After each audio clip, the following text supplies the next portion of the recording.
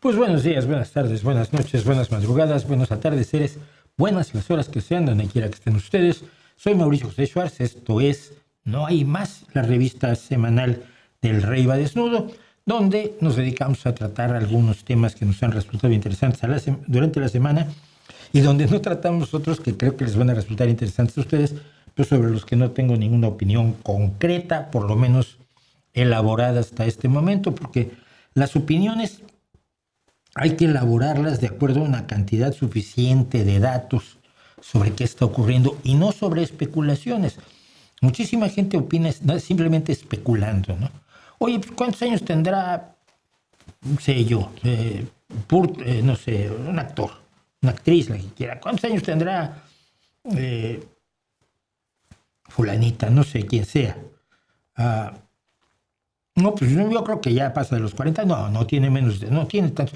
Se pone a discutir y está 2 horas discutiendo la edad de una actriz o de un actor o de un músico y no era más fácil buscarlo, irse al dato, no ponerse, no, pero es que yo creo que es más joven, no, porque cuando hizo esa película era mucho más, no, y es opinar a lo estúpido. Si no tienes el dato, puedes decir, hombre, es una mujer de más de 60 años que está muy bien conservada, es una mujer de 30 que está muy maltratada, como la secretaria de prensa de Donald Trump, por poner un ejemplo, ¿no? Que a los 28 años está tremenda. Pobre esa mujer,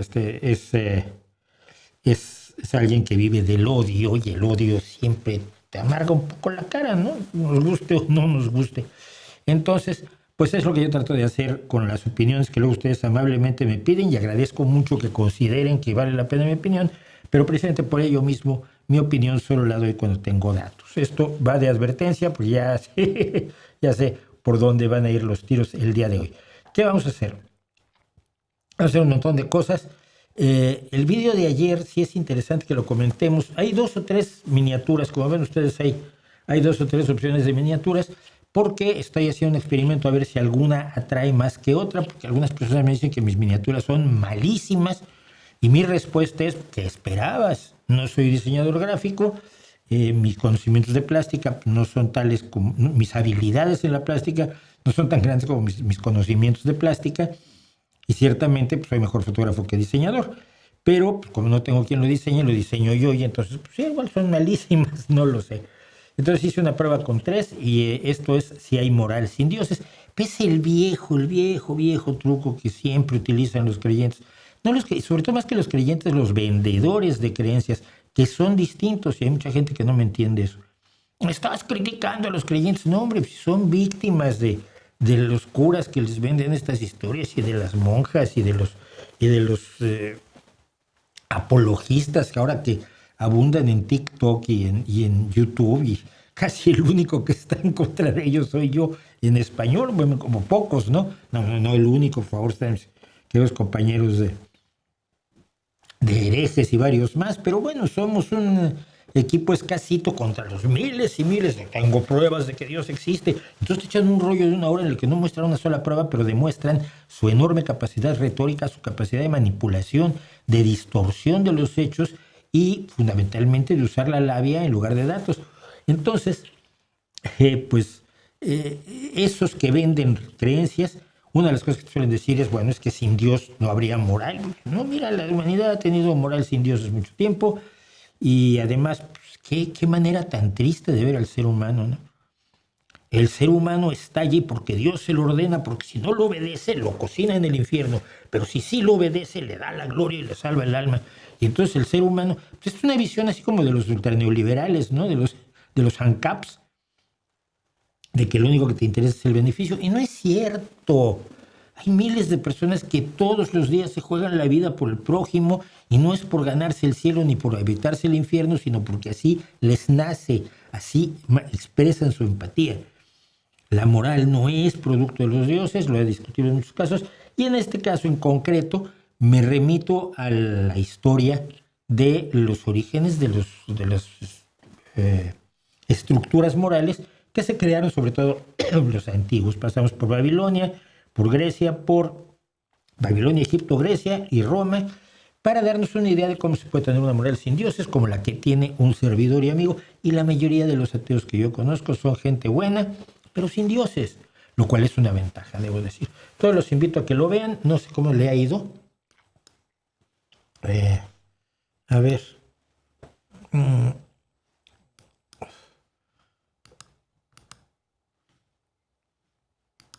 Llevamos la fabulosa cantidad de 5.800 visualizaciones, que no es demasiado, pero tampoco es poquito. Y así estamos. ¿Qué me dicen? A ver. Noé Reinaldo dice: Mauricio, en tu programa anterior comentaste que tus actividades repetitivas te han llegado a aburrir, fotografía, escribir ciencia ficción, toda la música. ¿Opinas lo mismo respecto a estar con una sola persona? No. Dice: ¿cómo lidias con ello para no aburrirte o te consideras monógamo social con infidelidad discreta? No, a ver, mira. La gente no te aburre porque la gente cambia y es distinta y es capaz de evolucionar. Yo trato de no llevarme con gente aburrida. He tenido 2 parejas estables en mi vida y no hablo de lo demás porque no es de caballeros. Pero he tenido 2 parejas estables en mi vida pero porque me divierto muchísimo. O sea, el otro día lo comentaba con mi pareja, es que nos seguimos riendo con más de 30 años que nos conocimos. Pues mira, qué bien. Porque no es lo mismo una actividad repetitiva. Entiéndelo como cantar la misma canción todos los días, porque cuando conversas sobre cosas con una persona, pues, siempre hay novedades, siempre hay originalidad en todo sentido, y hay novedades en lo que uno vive, en lo que uno le pasa. Es por lo que me gusta, por ejemplo, la comunicación o la traducción, porque todos los días estoy metido en algo nuevo. Estoy haciendo exactamente lo mismo.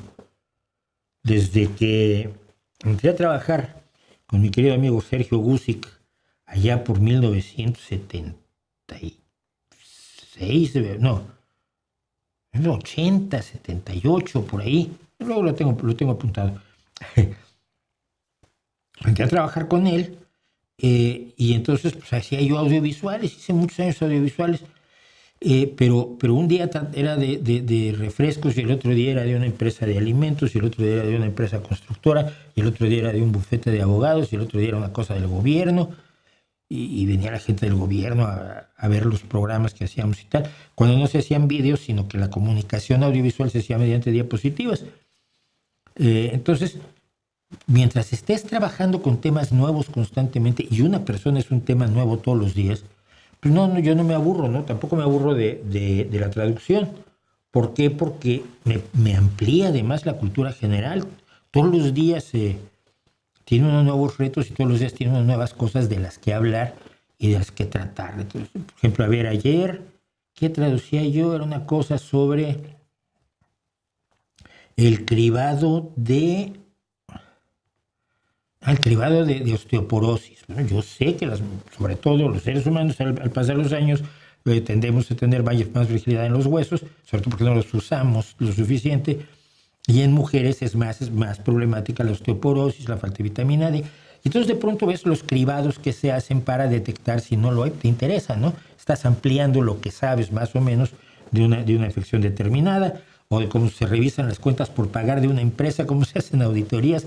O yo siempre me acuerdo de una de las máquinas más divertidas que he traducido, que era una dobladora de lámina. Ya sabes, cuando tú tienes la puerta de tu nevera, pues la puerta de tu nevera, refrigerador, frigorífico, o como le llaman en tu pueblo, está doblada la lámina. Entonces hay unas máquinas que doblan lámina automáticamente. Son eléctricas y el trabajo es muy especializado. A mí me divertía muchísimo la dobladora de lámina. Entonces, no me aburre la gente. Y tengo muy pocos amigos en la vida, pero ninguno me ha sido aburrido, ¿no? No, qué horror. Y hoy vamos a hablar de uno de ellos, por cierto, que me vino a dar un coscorrón. Pregunta para Fito. ¿El bollo güey humano es el Terian histórico mexicano? Probablemente sí. Pero bueno, le preguntaremos a Fito, pero ponlo en los comentarios, porque de aquí no levanto yo las cosas para Fito. Y esta semana no hay Fito porque hay pocas cosas. Dice Luis Enrique Arismendi, 47. Mauricio, ¿cree usted que algún día el rock vuelva a ser popular como era antes? O sea, que podamos volver a ver álbumes y canciones de rock en los top 100. No forzosamente, ni veo por qué. Mira, hay una cosa mucho más interesante que esa. Y lo anotaba yo el otro día y voy a escribir un artículo más amplio sobre ello, pero puedo adelantarles algo. En 1976, yo no solo no oía la música de 1926, no tenía ni idea de los nombres del top 10 en Estados Unidos de 1926. Había ahí un montón de gente, gente que actualmente no conoces, gente que con los años he conocido, bueno, porque me interesé en el jazz de los años 20, entonces, bueno, a Jelly Roll Morton lo conoces, ¿no? A Satchmo, pero en general pues, hacían cosas de la música que en 1976 era totalmente irrelevante. Luego te das cuenta que no, bueno, que había raíces, es divertido y qué bueno conocer la música de todos los tiempos. Pero como adolescentes nosotros, 1976, tenía yo 21 añitos, y no, como jóvenes no nos interesaba la música de 1926. Yo entre las cosas que veo mucho en YouTube porque me interesan, es las reacciones de gente muy joven a música de los años 70, 80, 90, ¿no? Y hay un grupo de adolescentes que hacen teens react to, y jóvenes que reaccionan, adolescentes que reaccionan a, y que de pronto ves que se saben todas las canciones de 1976. Estamos en 2026. A ver, ¿qué se publicó en 1976? Pues Rapsodia Bohemia. Bueno, sí, los jóvenes hoy, incluso los que no están muy interesados en el rock, saben que existe Rapsodia Bohemia, saben que existe Freddie Mercury, saben que existe Queen. Hotel California. Dancing Queen de ABBA salió ese mismo año y Dancing Queen sigue sonando, por más que a mí no sea precisamente lo que más me apasiona. Es decir, la música de hace 50 años es relevante hoy. No me importa si está en los top 100 o no está en la conciencia de la gente. Y está en el interés de...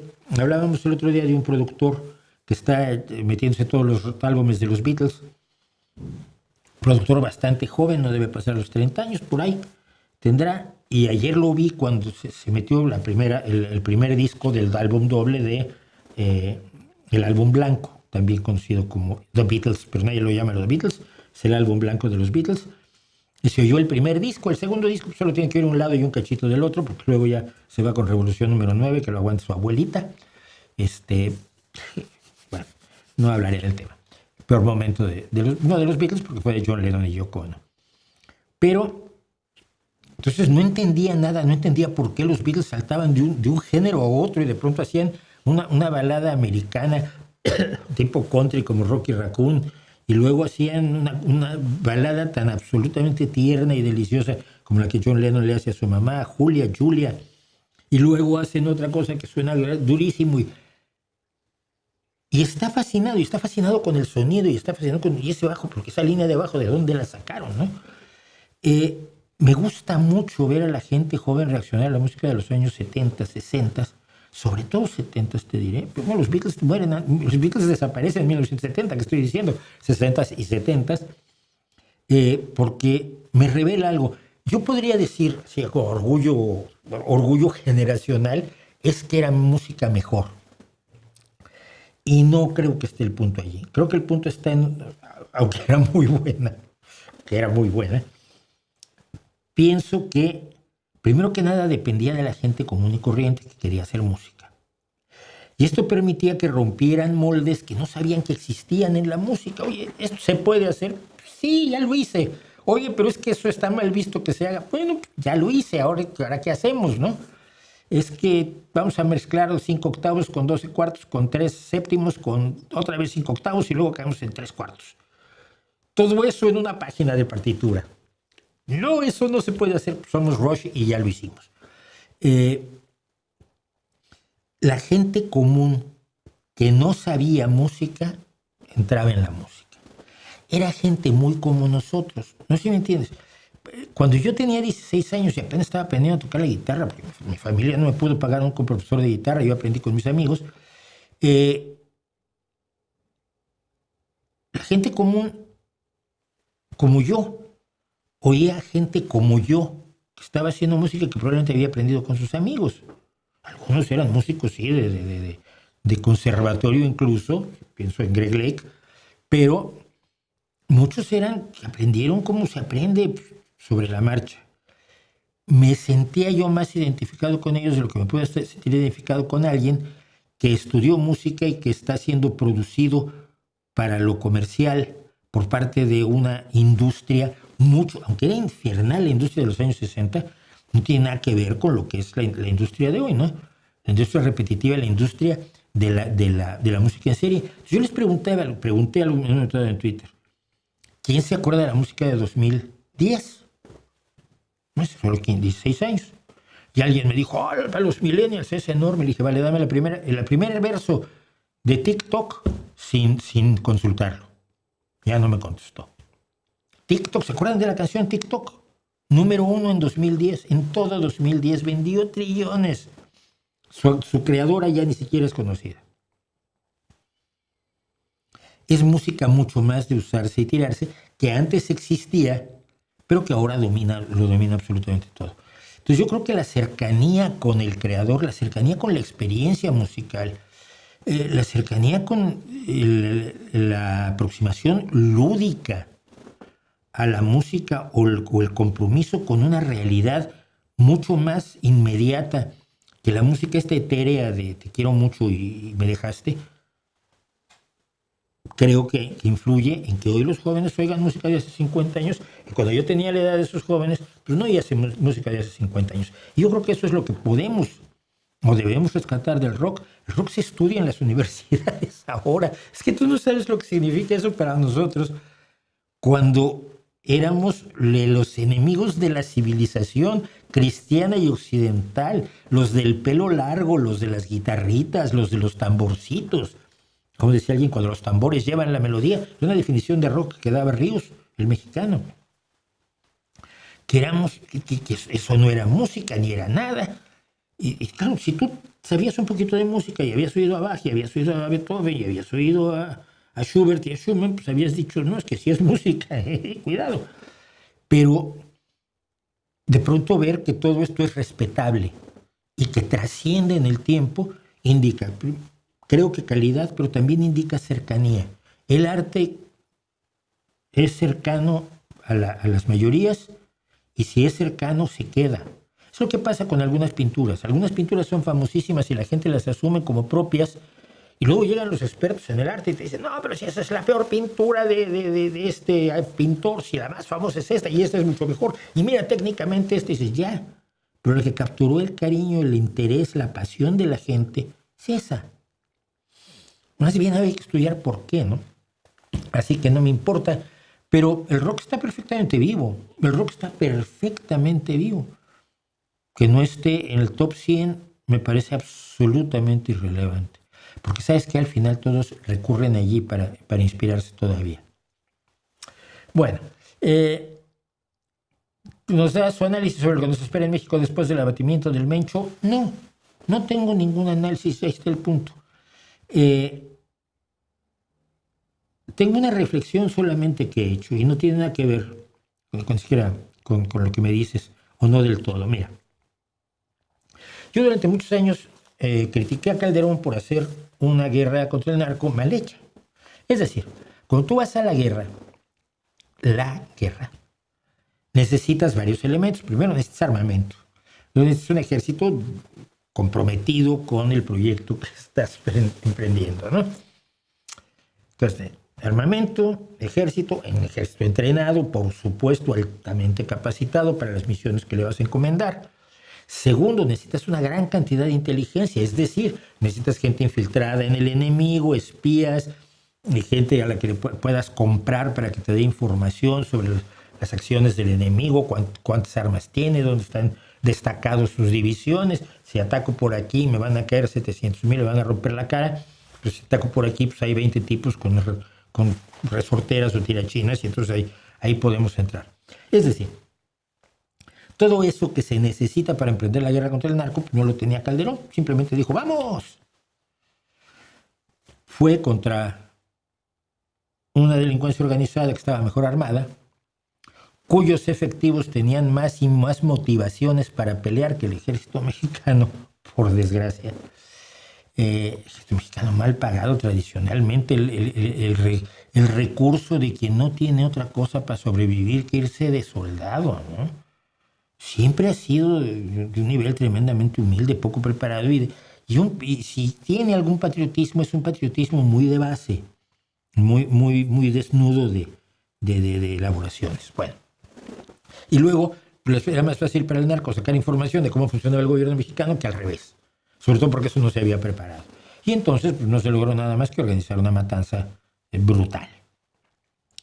Luego viene López Obrador y dice, no, digamos que el Peña Nieto sigue en la ola, sigue la inercia, pero viene López Obrador y dice, no, abrazos, no balazos. No puedes hacer eso. Tu responsabilidad como gobernante es garantizar la seguridad de la ciudadanía. Y para garantizar la seguridad de la ciudadanía, tienes el monopolio del uso legítimo de la fuerza en un Estado democrático. Tú tienes el uso de la fuerza. Entonces usa la fuerza inteligentemente, como diría Darth Vader, usa la violencia institucional inteligentemente y de manera correcta para garantizar la seguridad de la población. No, yo no. Dijo López Obrador, a mí no me metan en eso. Yo no garantizo nada, problema de ustedes, muéranse, pero yo, abrazos, ay señora mamá del Chapo, qué bonita, ay el hijo del Chapo, ay suéltalo. Ay no, pero si son tan buenos, son ciudadanos, también les duelen las cosas. Cuando los pisas les duele, pobrecitos. Mientras tanto el país se va regando de cadáveres y de sangre, la gran mayoría de ellos totalmente inocentes, que son victimizados ya no solo por el narco, sino por la delincuencia organizada, que ante la impunidad del narco evidentemente se desata. Y entonces buena parte de la delincuencia organizada que depreda a México no es del narco, es de lo que quiere, es de cobrar el derecho de piso, de secuestrar, de amenazar, de robar, de robar petróleo. Como creo que los que no sean de México sepan que se llama huachicol a la idea de pues poner tu propio grifo en un ducto de petróleo y sacar petróleo para venderlo tú, básicamente. Hacer derivaciones de los oleoductos. Lo que sea, traficar con lo que sea. Eso es lo que provocó López Obrador. Bien. Haciendo ese resumen, llegamos con Sheinbaum, y a mí me siguen diciendo que no, que abrazos no balazos. Y me lo dice Pedro Miguel directamente, ¿no? Y lo sigue defendiendo porque México está viviendo la época más esplendorosa de su historia, según declaraciones del propio Pedro Miguel. Y entonces de pronto pues, el México decide que va a tirar balazos. Bueno, el hecho de que estallara la violencia de una manera tan brutal al morir el jefe del cártel de Jalisco Nueva Generación, significa que no estaba preparado México, el gobierno mexicano, para las posibles consecuencias, previsibles consecuencias. Esto hay analistas que ya lo habían dicho, las previsibles consecuencias de una acción a fondo contra el narcotráfico. Eso me preocupa, porque si México, con inteligencia de los Estados Unidos, y esto es de las pocas cosas claras que hay, es que Estados Unidos dio información al gobierno mexicano y que esta vez no se le escapó al gobierno mexicano para que se enteraran los narcos, México actuó con una ilimitación enorme. El gobierno mexicano, quiero decir, por supuesto. Es decir, no estaba preparado para lo que iba a ocurrir y no sé si está preparado para seguir adelante por este camino. Es decir, el camino de usar, no forzosamente la fuerza bruta y la violencia, el bombardeo y los tiros, e ir a matar gente sin legitimación judicial, pero el uso de la fuerza del ejército y de la policía, las policías, inteligentemente, con un plan estratégico, con una táctica que tenga visos de éxito para emprender una nueva época de combate a la delincuencia que México necesita urgentemente, porque la gente los inocentes siguen muriendo, siguen siendo secuestrados, siguen siendo exaccionados, y se ha creado una cultura de la violencia normalizada que cuando uno la ve simplemente en vídeos es aterrador, ¿no? gente que está comiendo y empiezan los balazos, salen corriendo con su taco y su plato, y se esconden mientras siguen comiendo el taco. Pues es normal, ¿no?, que haya tiros.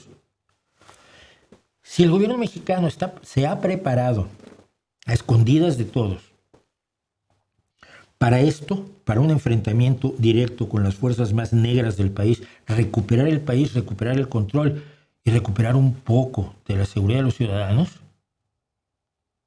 yo les hago un monumento ecuestre, pero con las cerraduras del tamaño de tapas de alcantarilla. Y si no me alcanza el dinero para eso, por lo menos reconozco abiertamente el buen trabajo del gobierno. Si se están lanzando por esto solo por las presiones de Donald Trump, como he dicho muchas veces, tanto López Obrador como Claudia Sheinbaum siempre hacen lo que quiere Trump, luego el discurso es distinto. No, o sea, soberanía. Sí, hombre, ya, soberanía. La soberanía se defiende de otra manera, defiende la soberanía de México de los narcos, por ejemplo, del crimen organizado en general. Si solamente actuó México por la presión de Donald Trump y no tiene cubiertas las espaldas, no vamos a llegar a ningún lado y puede haber un baño de sangre terrible. Creo, es lo poco que he reflexionado y probablemente estoy equivocado del todo, pero bueno, ya que estamos en eso de peleas y todo eso, bueno, una más. Guillermo Caicedo, 5048, buenas tardes Mauricio, quisiera saber qué opinas de los Terians. Nada, es una tontería, es una modita, no pienso dedicarle tiempo porque no creo que nadie deba dedicarle tiempo, y los que protestan porque se le dedica tiempo y luego le hacen 3 artículos y dos vídeos, están equivocados. Bueno, ¿quién más?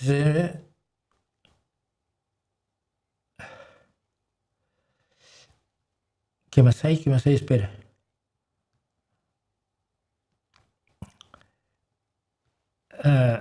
Dice, sí, Luis Enrique Arismendi me dice, muchos en Twitter se defendieron esta semana porque les dijeron que al drogarse financia el crimen organizado.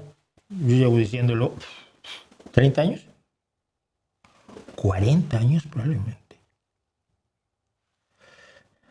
Y hace 40 años, cuando yo tenía 31, no era tan terrible, ¿no? O sea, el crimen organizado era el que vendía droguita y el que plantaba un poco y tal, no era un problema de seguridad nacional, pero yo sí lo decía, siempre lo dije, uno de los motivos de mi rechazo a las drogas es, entre otros, obviamente, no me gusta que les cocinen el cerebro a nadie, pero sobre todo la falta de responsabilidad del consumidor al no darse cuenta de que está financiando precisamente el narcotráfico. Esa es mi opinión, siempre lo ha sido.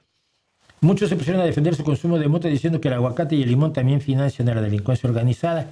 No es lo mismo, ¿no? El aguacate y el limón son productores que están siendo chantajeados, exaccionados brutalmente, que tienen derecho a vivir, ¿no? Tienen derecho a su actividad legítima, que es la venta de aguacate, limón y muchas cosas más.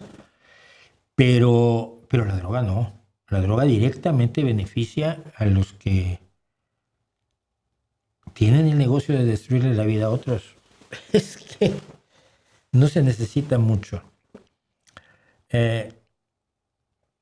Bueno, Eduardo Irigoyen García, 4 años de la invasión rusa, la guerra sigue y no han doblegado a los ucranianos. No los han doblegado y vamos a hablar ampliamente de eso, porque les contaba yo ayer. Bueno, no. Luego cuento lo que iba yo a contar. Por lo pronto vamos a hacer algo más ligero, pero de pelea. A gritos en el autobús. Como ustedes saben, yo soy un usuario del transporte público de esta ciudad, en la pequeña ciudad en la que vivo, con mis 280,000 conciudadanos en Gijón, Asturias, España.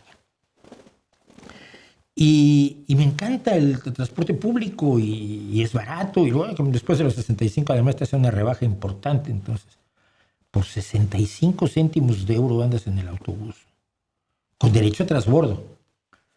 O sea, si tomas una línea que enlaza con otra línea para donde querías ir porque no hay una directa, solo pagas una vez, cosas así. Bueno, yo soy gran fan del transporte público. Y el otro día, precisamente después de la primera actividad que tuvieron la colonia ucraniana aquí en Gijón, fui a comer. Y me fui en bus. Y desde que estamos subiendo al autobús, viene atrás de mí un señor mal encarado, sombrero negro, estos 8-ball que le llaman, gafitas, entre mi edad y 10 años más. Viene muy lleno el autobús. Y señor, es la hora, a esta hora los chicos salen de la escuela y aquí los chicos hasta los 18 años no pagan autobús. Pues sería un poco bobo, ¿no? Tener educación gratuita, pero que se gasten 60 euros al mes en autobuses. Es lo contrario a lo razonable. Entonces me cayó una pulsera. Bueno. Entonces, pues es la hora que salen los chicos. A esta hora siempre van los buses llenos. No le dije nada, pero lo pensé, vamos, estos señores parece que acaban de llegar a vivir aquí. Se sube, arranca y dice, a ver si sigue cargando gente el chofer. Digo, oiga, mira, yo no dije nada, pero ya me estaba empezando a llenar el hígado de piedritas. Si tú crees que está llenando demasiado el autobús el conductor, le dices al conductor y le dices además que te vas a quejar ante la empresa municipal de transporte urbano, Sociedad Anónima, EMTUSA, que es la que tenemos aquí, que tiene una línea de quejas. Bueno, pasé entre dos chiquillas un poco más así, chiquillas vienen de la escuela, 13, 14, 15 años. Y una viene con su mochilita morada. Yo traigo mi mochila negra, por cierto.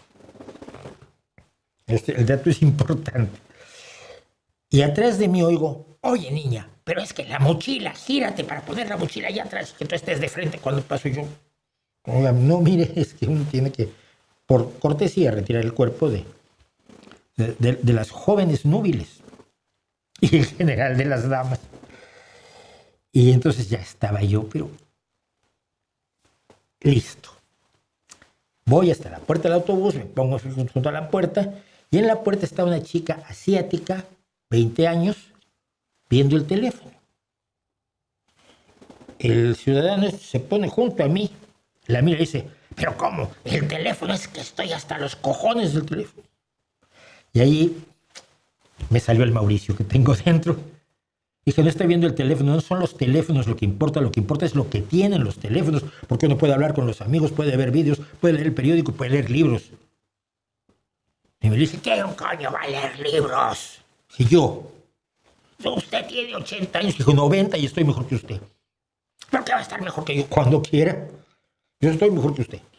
Y deje de molestar a la gente, porque no tiene usted derecho a estar jodiendo la vida a la gente en el autobús. Esta chica, ¿qué te hizo? La chica estaba un poco como no sabía ni qué hacer. No, es usted un sublevado, me dijo. Y entonces ya sabía yo que era facha el tipo. O sea, por lo menos, para él los Vox son un poco rojos, un poco de izquierda, pero los vota seguramente, ¿no? Es usted un sublevado, me gritó. Y le digo yo, no tiene usted idea cuánto. Y no lo quiere averiguar.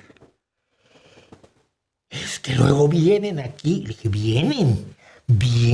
Porque claro, la chica era asiática. Vienen, pero qué desvergüenza. Y me fui. Y se me siguió hablando y me decía mi chica, luego que me fui a casar. Y dice, ¿qué está diciendo? Y digo, no tengo idea, me da exactamente igual, esa gente menor. Pero desagradable el tipo. ¿Me entiendes? Con la gente por el teléfono. Es que, hombre. Muy valiente, eso sí. Se bajó, tres paradas antes que yo, se bajó y nos dimos cuenta de que se giró. Hijo de puta, me dijo. Dímelo aquí arriba y vas a ver cómo llegas abajo. No, evidentemente no soy amigo. Cuando me dijo que era un sublevado, yo pensé que me iba a echar una mano en la cara. Mal negocio. Pero yo no soy un personaje violento, ni mucho menos, pero la cobardía siempre me ha llamado la atención, ¿no? Yo no soy un valiente ni soy un audaz, pero la cobardía es muy desagradable. ¿Por qué no me lo dices en la cara? A ver, ven, dime que soy un hijo de puta. Porque yo tengo respuesta para todo. Si algo he aprendido en la vida es que no llegué a esta edad poniendo la otra mejilla. Una de las razones para no ser católico. Y así me la pasé a gritos en el autobús el otro día defendiendo a gente que no tiene por qué aguantar las imbecilidades de una persona que tiene claramente una ideología bastante retorcidita, enemiga de lo moderno, de lo actual, pero sobre todo que va sobre los más débiles. Porque como tiene una cierta edad y tiene el pelo blanco, y me lo decía mi hijo, dice, claro, es que aunque no sea una chica, aunque sea un chico, una persona mayor, pues te da respeto, ya debería dar respeto, pero tanto como cualquier otra persona. Y estos miserables, porque tienen el pelo blanco, se sienten con derecho de andarle jodiendo la existencia y molestando a gente joven. Y luego, el malo soy yo. Es lo peor. El sublevado soy yo. O sea, así fue esto. Bueno, ¿qué más me dicen? ¿Por qué artistas como Bruce Dickinson o Ian Gillan no han perdido su voz y cantantes más jóvenes que ellos, como Bon Jovi y Axl Rose, perdieron la voz para el canto? No lo sé. Hay gente que tiene enfermedades concretas. Una de las mejores voces que ha existido en la historia es Linda Ronstadt. Hace mucho se retiró de cantar porque tiene una enfermedad, ¿no? Axl Rose a mí nunca me gustó. Esto te lo voy a decir. Pero Axl Rose es una persona que se ha dado una mala vida. Y mala vida no es solamente las drogas. Mala vida, ¿lo has visto? Por favor, parece Jabba the Hutt con bandana. Bon Jovi, no sé cómo esté cantando. Tom Jones, por ejemplo, tiene 80 y tantos años y sigue cantando bien, pero muy bien el tipo, ¿no? Ian Gillan, no lo sé, pero Ian Gillan es un artista de la voz, no es solo, o sea, Bon Jovi es un cantante. Ian Gillan es alguien que puede cantar ¿cómo se llama? Child in Time. Es decir, es un privilegiado y es superestrella y cantó de todo de una manera maravillosa. Y ahora a los 80 años está cantando muy bien, ¿no? Supongo que en parte es genética y en parte, en algunos casos, es enfermedad y en otros casos es maltratarte, pensar que vas a durar para siempre. Y hay muchas personas que por edad se adquieren ciertas características, la voz de viejecito, ¿no? Y esa pues no la vas tú a poder hacer nada al respecto. La empieza a tener, por ejemplo, ya a los 80 y tantos años de edad, Paul McCartney. Paul McCartney empieza a sonar ya como persona mayor. Ayer oía yo ¿cómo se llama? A Edgar Winter. Con Billy Strings. Edward Winter tiene 80 años y Billy Strings tiene 30. Haciendo los dos Johnny B. Good. Que no es de hace 50 años, sino es de hace 70. El Johnny B. Good de Chuck Berry. Lo están cantando los dos y yo lo puse en Twitter como, mira, leyendas de ayer y leyendas de hoy, porque Billy Strings es una leyenda de la guitarra de hoy y Edgar Winter con el saxofón, ¿no? Pero a Edgar no se le oye viejo. Entonces, también es accidentes de la vida, ¿no? Hay gente de 71 años como yo que parecen mis papás y hay otros que parecen mis hijos. ¿Qué le vamos a hacer?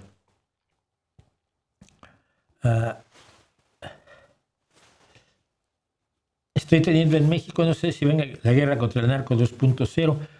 No lo sé, ojalá yo lo supiera. De lo que me pregunta Juan Magno Guitares, de lo que no quiero hablar, porque no voy a hablar del tema, me parece irrelevante, me parece absurdo, me parece todo transitorio y bobo.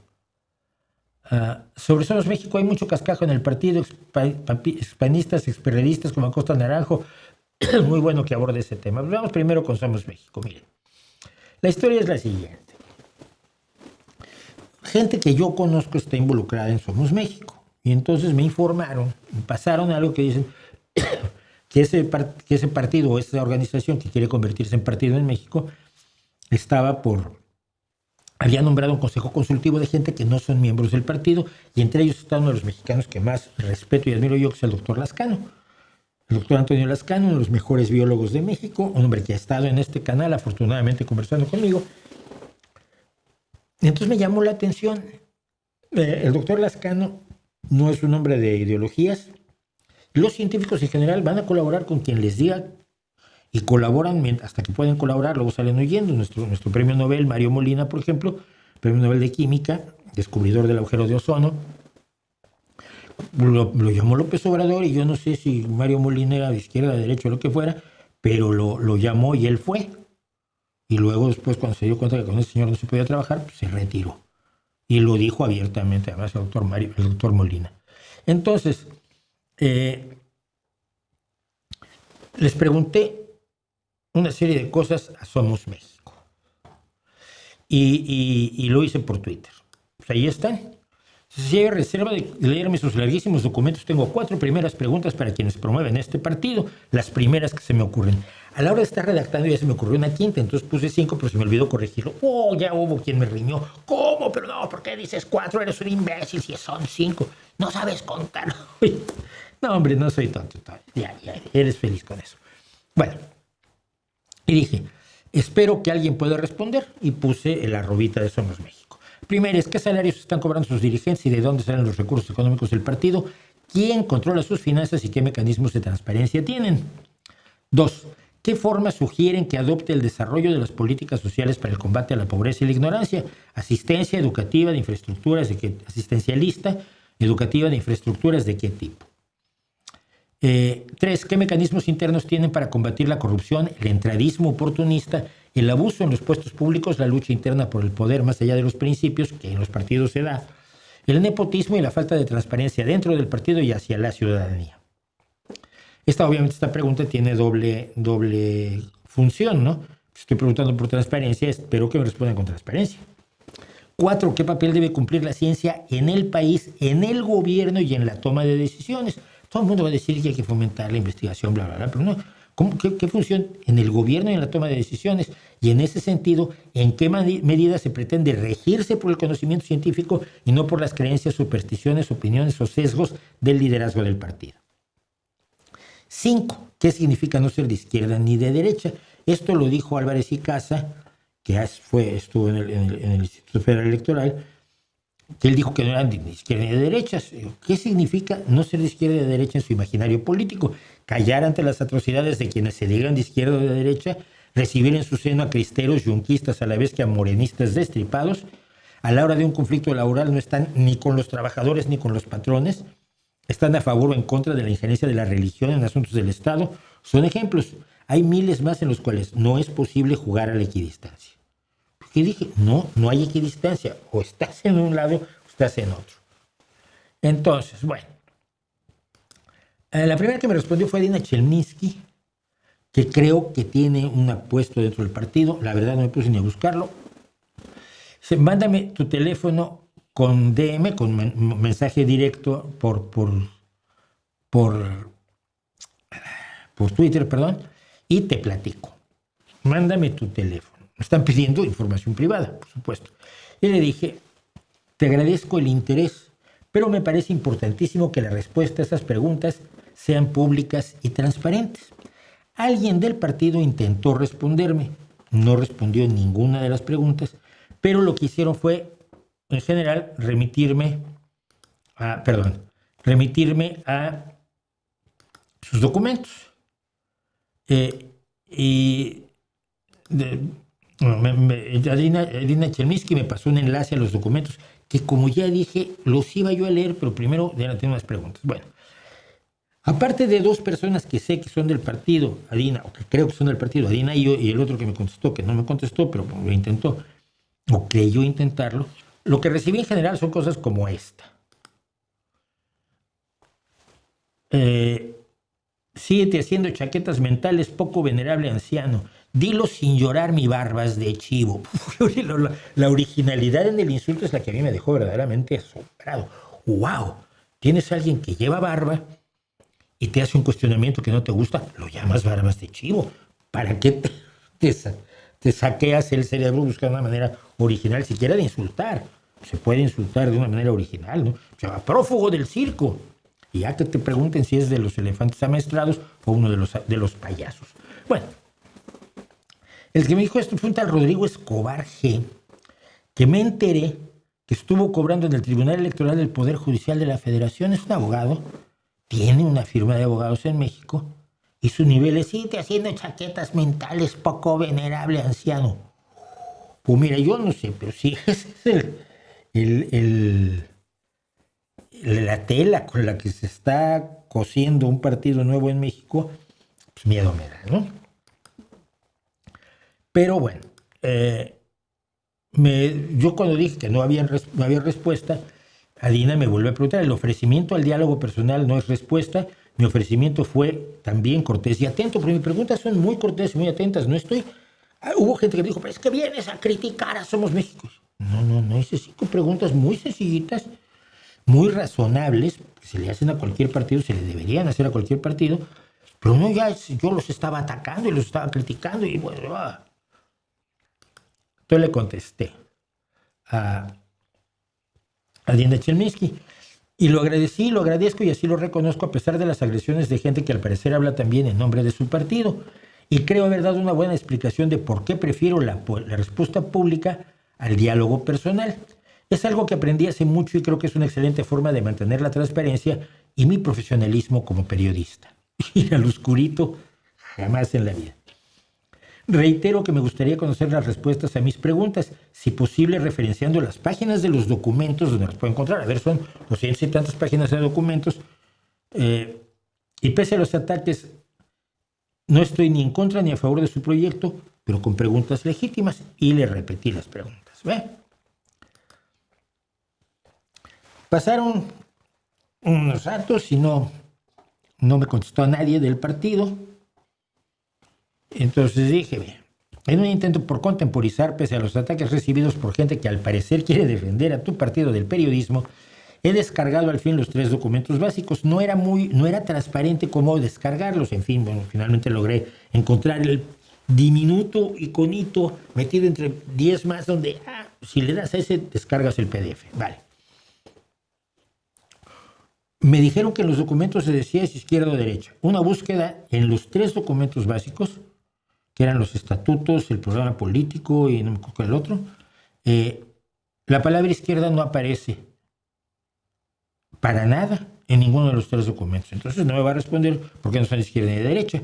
La palabra derecha aparece una vez sobre el diseño de su emblema, algo que va a ir arriba a la derecha, pero nada sobre la derecha política.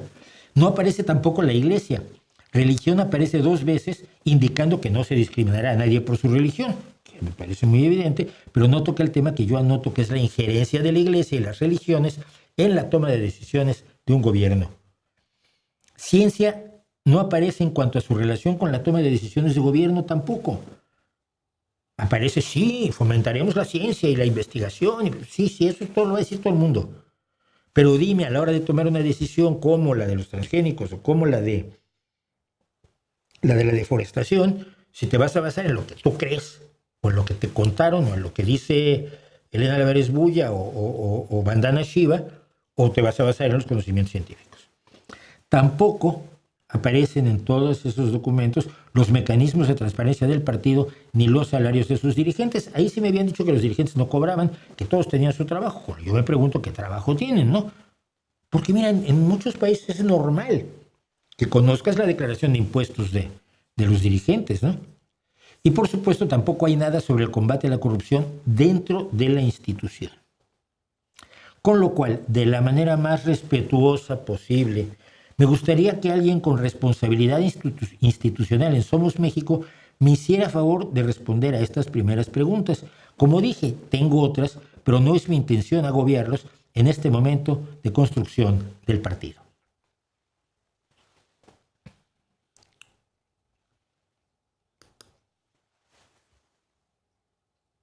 Así es el silencio que me han dedicado. Ni una palabra más. No puedes construir un partido en México así. No puedes construir un partido que sigue exactamente los mismos moldes del PRI, de Morena, del PAN. El que no está totalmente de acuerdo y entregado al partido y con una rodilla en tierra, la cabecita agacha y diciendo sí señor, no señor, es enemigo del partido. No puedes horrorizarte porque te pidan transparencia, ni decir que la tienes cuando no la tienes. No puedes decir que tienes las respuestas en documentos donde no están. Eso es para los que nos leen y que crean que ya me respondiste y yo soy muy malo por no estar de acuerdo. No están los elementos que a mí me interesan. No soy nadie. Pero, bueno, al menos en los partidos en los que yo estoy acostumbrado a estar, que no son muchos, he estado cerca de varios, y solo he estado en realidad en uno, solo me he apuntado en un partido, nadie es nadie. Es decir, Todas las personas son importantes. Mira, una vez cuando estábamos en la campaña por la Ciudad de México con Cárdenas, como dije, yo trabajé un poco en la campaña y me pagaban las comidas. Es la única vez que recibo yo dinero por actividades relacionadas con la política. Y de pronto el encargado de comunicación me dice: Mauricio, necesitamos que recibas a fulano de tal. ¿Cómo no? ¿Qué quieres que haga? Escucharlo. Le escribió a Cárdenas diciendo que tiene una serie de propuestas y bueno, te pido que lo atiendas, escuches sus propuestas y las resumas para ver si tienen lugar en el proyecto de Cárdenas. Allá voy. 3 horas, hijos míos. 3 horas. No, exagero, 2:30. De un señor absolutamente chiflado, que ya me imagino la clase de carta que él mandó, donde proponía cerrar la Ciudad de México y que hubiera un pasaporte para entrar y salir de la Ciudad de México. Tenía diseñados los pasaportes. Era maravilloso. Y yo lo veía y decía: no, pero por favor sáquenme de aquí. Pero yo estaba representando a un candidato, estaba representando una opción política y no iba yo a burlarme de él porque estuviera chiflado, porque merecía atención el ciudadano, aunque luego le digas: pues mire, esto no se puede hacer. No puedes decirle a nadie que es un don nadie, porque entonces tienes un mundo de 2 velocidades, un partido de 2 velocidades. Los dirigentes, cuyo futuro es, por supuesto, estar al frente de las instituciones, si algún día logran ganar las elecciones, y luego pues, la perrada, ¿no? Los que aplauden, mueven la matraca, gritan: ¡viva el señor candidato! Y le pegan y le llaman barbas de chivo a los que no están de acuerdo, a los que no están bajando la cabeza y diciendo que el partido debe ser lo mejor del mundo. No sé si es un partido de izquierda o de derecha, sé que tiene gente de derecha, también sé que lo está presidiendo alguien que fue del PRD, que luego estuvo con Morena, pero no me dice nada. Y estos documentos básicos, donde, como decían los prisioneros, el grupo aquel de Chile, nunca quedas mal con nadie, no me parecen que sean la mejor manera de abordar nunca quedas mal con nadie, que ha sido lo histórico de México, ¿no? Yo he estado siempre defendiendo desde mi modesta trinchera que lo que necesita México es un partido transversal, es un partido donde la militancia mande y la dirigencia obedezca. Y cuando la dirigencia no obedece, la militancia pueda deshacerse de la dirigencia. Y no esta especie de partidos que hemos sufrido en México. No sé si Somos México es así, si su proyecto es distinto, si a lo mejor se darán cuenta que metieron la pata. Sí, nada, no sé absolutamente nada, más que una persona del partido me invitó a tener una discusión fuera de los espacios públicos que estaba yo manejando, otro me dio unas respuestas que no respondían a nada y los documentos tampoco respondían a lo que pregunté. Me quedo con la duda, ustedes digan. Eso fue lo que nos pasó. ¿Qué me dicen? Carlos Sánchez, dado su postura sobre los videojuegos no son una forma de arte, ¿consideraría la gastronomía, más específicamente la alta cocina, como una forma de arte? Sí.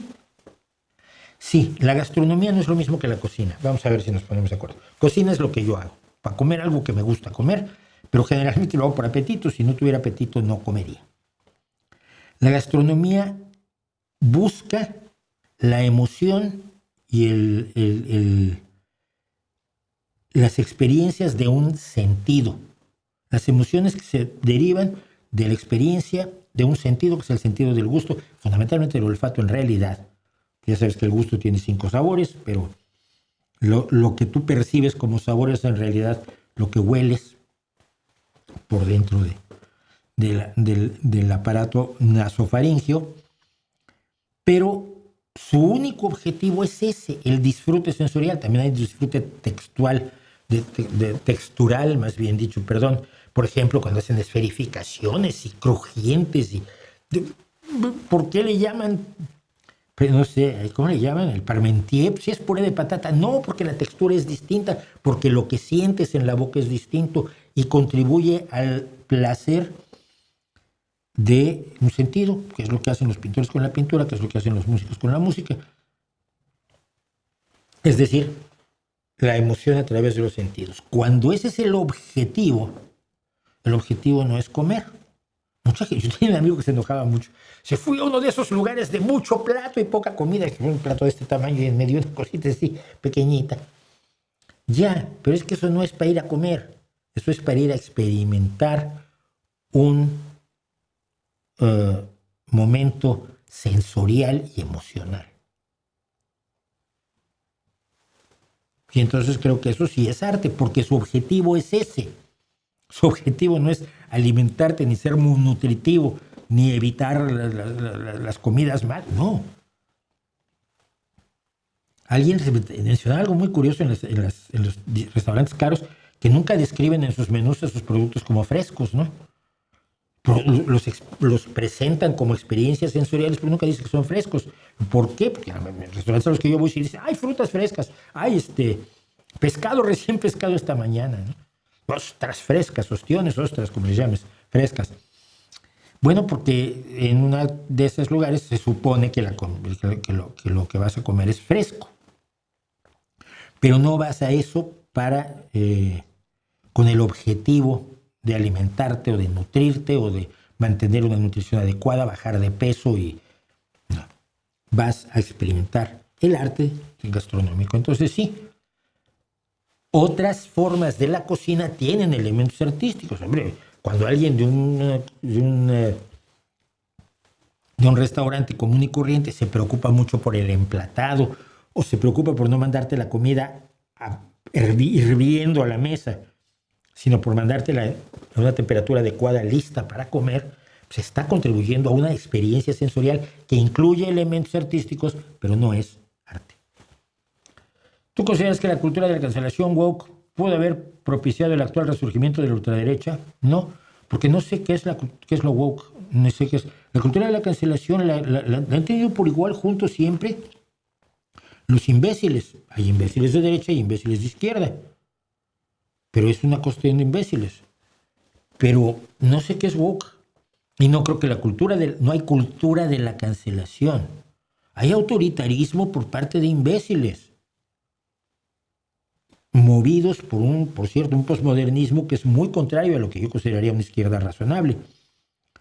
Pero no, eso no tuvo... Es que miramos las cosas como si fuera Estados Unidos todo el mundo. La cultura, la costumbre de la cancelación o la impunidad de la cancelación, que no duró tanto tiempo, pero tuvo mucha difusión en los medios, se produjo fundamentalmente en Estados Unidos, que tal vez en una universidad de Canadá, que tal vez en una universidad francesa, pero no es un movimiento coherente ni nada, pues si quieren imaginar Donald Trump y esta banda de orates. No, aquí no pasó. Al contrario, ¿no? Los que criticaban la cultura de la cancelación ahora son grandes adalides de la ultraderecha que dicen que a las mujeres nadie les pega, ¿no? Entonces, no creo, no, es responsabilizar a quien no hay que responsabilizar. Yo creo que hay errores graves de la izquierda y del progresismo en general que han ayudado a un resurgimiento que, sin embargo, siempre ha estado allí. Siempre ha estado allí, por favor. Yo siempre conocí gente de ultraderecha, pues se callaban, ahora hablan. Pero esa es la diferencia, no que estén pensando distinto. Siempre fueron racistas, siempre fueron ultrarreligiosos, siempre fueron clasistas, siempre fueron sexistas, siempre fueron homofóbicos, siempre fueron enemigos de los trabajadores, siempre fueron enemigos de la libertad, siempre fueron enemigos de los derechos, siempre fueron enemigos del progreso científico y tecnológico incluso, salvo cuando lo podían aprovechar para ganar dinero. Eso los conocí toda la vida, desde que era pequeño, que como siempre dije, yo estuve en escuelas de ricos por sacrificio de mis padres, siendo el pobre de la escuela. Los he conocido siempre, así que no echaría yo culpas así. Queda expuesto el movimiento capitalista, los empresarios producen la riqueza. El gobierno argentino reporta pérdida por las protestas. Parece que los empresarios no pueden producir solos, ¿quién lo diría? Sí, bueno, es que los empresarios no producen.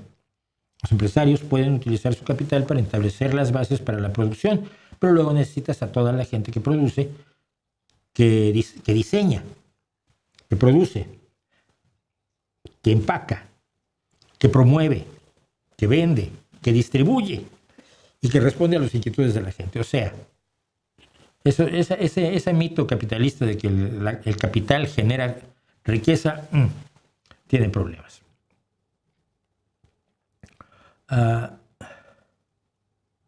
Sí, pero dice Irigoyen que debería ver a Robbie Rothsteiner, pero no lo vi. Entonces, si no lo vi, no puedo comentarlo.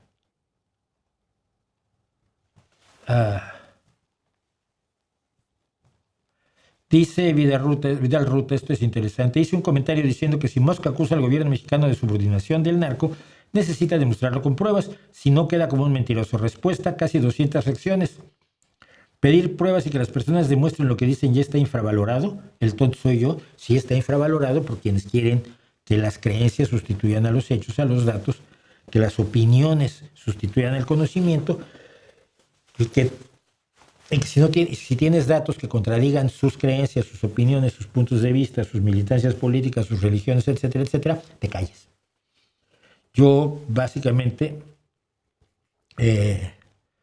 digo que precisamente lo más importante es no callarse, ¿no?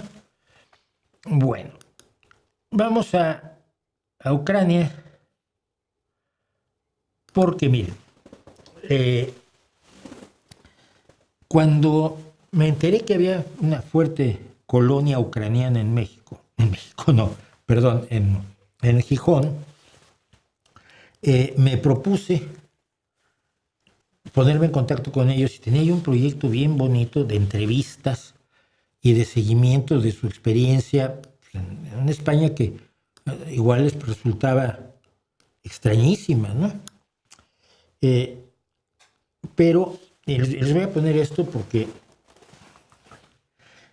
no lo quise poner en los vídeos porque no quiero que se piense o que se crea que estoy fingiendo que estoy hablando en nombre de ellos, que no lo estoy.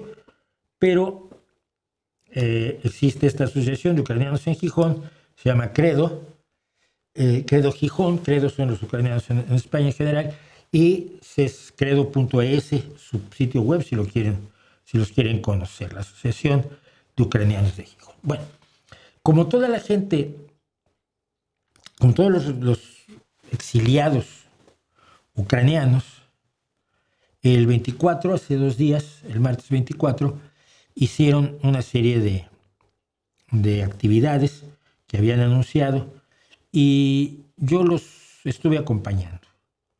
Entonces las actividades eran las siguientes, eran en la mañana, y afortunadamente hubo un día maravilloso, estando en pleno invierno como estamos, pero un día muy agradable, hijo del cambio climático por desgracia. En la playa de San Lorenzo, que es la playa de esta ciudad, se estuvieron dibujando drones Shahid, los drones con los que Vladimir Putin ataca al son de 500 drones diarios las instalaciones de energía de los ucranianos y las casas de los ucranianos. El otro día veía una fotografía que era impresionante, pues un edificio de apartamentos, de pisos, como dicen en España, de departamentos, y el penúltimo estaba destruido. A los de arriba no les pasó nada, a los de abajo tampoco les pasó nada, porque el dron Shahid 136, que entró en esa casa y mató a un padre, a una madre y a 2 niños, solo puede hacer esa destrucción. Está directamente orientado a matar familias. No puede tirar todo el edificio porque no tiene la suficiente potencia. Pero son un símbolo de lo que ha estado sufriendo el pueblo ucraniano. Los Shahid los diseñó y fabricó primero Irán y le vendió miles a Vladimir Putin a 200,000 euros cada uno. Es decir, Putin estaba dispuesto a pagar 200,000 euros para matar a una familia ucraniana. Háblenme a mí de lógica de la guerra, nunca la entenderé. 200,000 euros para matar a una familia ucraniana.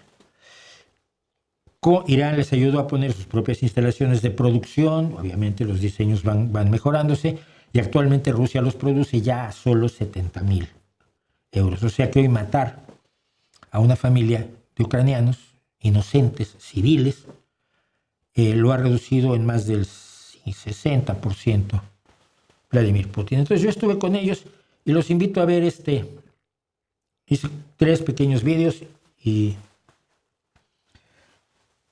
se los voy a poner. Empezamos con este.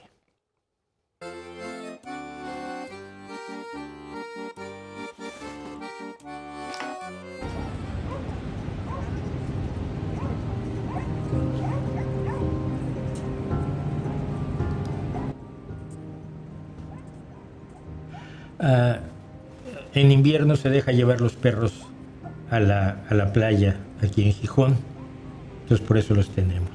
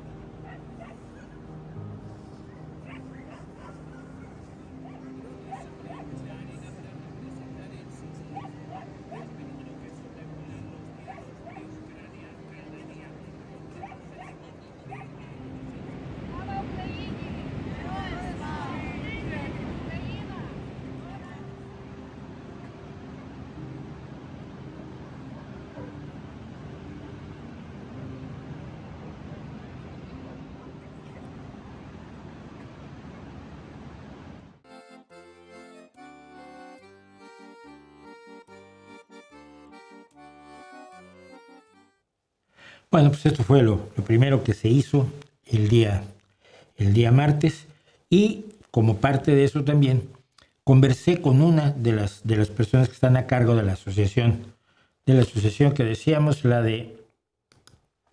Asociación de Ucranianos en Gijón, Credo Gijón, y el resto de la actividad, por cierto, a lo largo del Paseo del Muro, que es el que bordea la playa de esta ciudad, lo que habían hecho fue poner esas cintas amarilla y azul, que son los colores de la bandera ucraniana, a lo largo de todo el Paseo del Muro, y los letreros de libertad para los rehenes del Kremlin, ¿no? Entonces estuve hablando con una compañera de esta organización.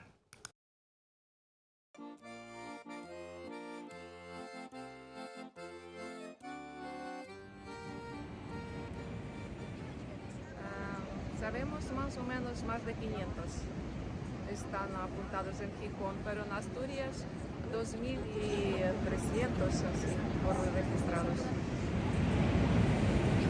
En general han venido las mujeres con los niños, pocas familias enteras han venido, pero al principio costaba muchísimo y peor para los niños, este estrés de bombardeo, de ruido que han pasado, de susto, ha sido complicado adaptarse al silencio, a esta tranquilidad que llevamos aquí.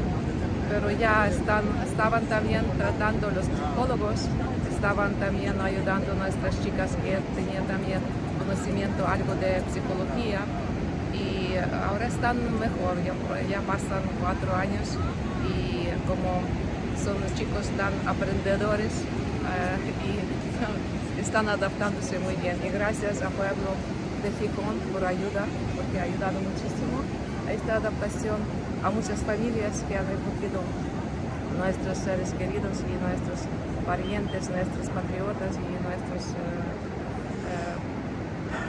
de nuestro país.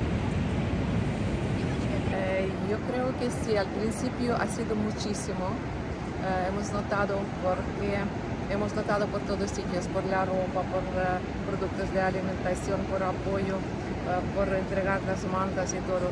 Después ya como ha sido más ayuda de gobierno, entonces no notamos tanto de pueblo, notamos apoyo de los españoles, pero notamos también ayuda de España muy grande.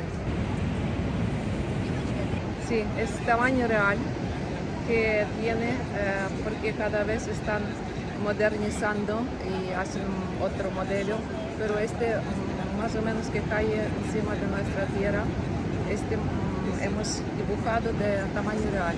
Y por el día, por ejemplo, cada día, casi cada día, puede llegar hasta 200, 300 shaheeds bombardeando nuestra tierra, parte este, oeste, centro. Sí, para población civil, también para infraestructura energética, también está dañando mucho para vías de ferrocarril, también están dañando. Ya sabemos que han matado muchos civiles, exacto no sabemos cuánto, pero por los datos que estaba buscando yo, los niños están como han matado por 4 años de la guerra, son casi 800 o puede ser que más. Los niños, solo los niños y adultos. Hay familias enteras en los pueblos como calle Raqueta o calle Dron. He conocido también una familia de 9 personas que han matado. Un padre con 8 hijos a pasar este año. No sabemos. Es complicado negociar con Putin porque quiere coger este territorio ucraniano y como tiene mucha potencia militar, ya sabemos que no es igual como Ucrania, tan chiquitita está resistiendo. Y es cosa de la política también. Pueblo notamos que de momento no vemos nada bueno. Yo creo que no bastante está moviéndose Europa, porque Ucrania está defendiendo a Europa, no solo a parte de Ucrania, a Europa también. Yo paso dolor por mis familiares porque tengo 2 familiares desaparecidos que estaban en la fila luchando, defendiendo mi patria. Y uno se llama Alexander, otro Valery. Y uno lleva 8 meses desaparecido, otro 6 meses desaparecido. Y esto más cercano que vivo yo, porque estoy hablando con mis primas, estoy viendo lo que pasa, cómo lloran, como esta tristeza, esta pérdida de madre y una esperanza, puede ser que es vivo o no sabemos, porque como no tenemos datos de la muerte, estamos esperando las noticias hasta hoy.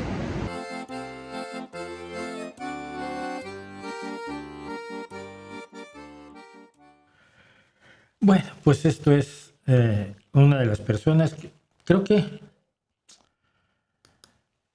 al ver que son personas reales, al ver que no son números, al ver que son sobre todo mujeres aquí en Gijón, como lo pudimos ver además en la actividad que hubo en la noche, cuyos maridos o esposas, novios, novias, hermanos, hermanas, padres, madres, porque hay mujeres en el frente de batalla, están luchando, y algunos están desaparecidos como los parientes de Alina, a quien no conocía yo, debo aclarar. Me acerqué y dije, ¿con quién puedo hablar? Conmigo, vale.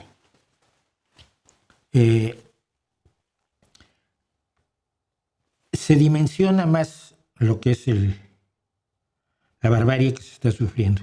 Yo me acuerdo mucho cuando empezó la invasión, que hubo gente que dijo que algunos éramos solidarios con Ucrania porque eran blancos. Los que hemos sido solidarios con el pueblo sirio, con el pueblo palestino, con el pueblo sudanés, con el pueblo somalí, con el pueblo vietnamita, con todos los pueblos de América Latina, sobre todo en los momentos más oscuros del subcontinente, pues no me sonaba, me sonaba como una agresión muy barata, ¿no? O sea, ¿crees que mis solidaridades van por el color de la piel? Luego entendí que no. Es que hay muchos entre esos que se niegan a solidarizarse con los ucranianos porque son blancos y los únicos que merecen solidaridad son quienes no lo son, lo cual tampoco me parece razonable ni aceptable. Vamos a seguir con el último video que hice en la noche, con el apoyo del gobierno, con apoyo del gobierno del Principado, que es socialista, y con el apoyo del gobierno de esta ciudad, que es fascista, o bueno, lo más cercano a la ultraderecha que se pueda, que gobiernan con un señor de Vox que se salió de Vox, pero nos sigue teniendo allí. se hizo una marcha por todo el Paseo del Muro, se apagaron las luces y la marcha fue con linternas. Yo grabé un parte de la marcha, llegaron al ayuntamiento, se encendió el ayuntamiento y allí tuvieron una pequeña actividad donde se tocó el himno ucraniano, se hizo un minuto de silencio por los caídos en estos 4 años de invasión imperialista, brutal, depredadora, buitresca, injustificada, criminal de Vladimir Putin. Y luego hicieron una cosa que la van a ver ustedes, que decían, la gente es la clave, la gente es la llave, y que todo el mundo trae en su bolsillo llaves, menos aquellos que no tienen casa ya.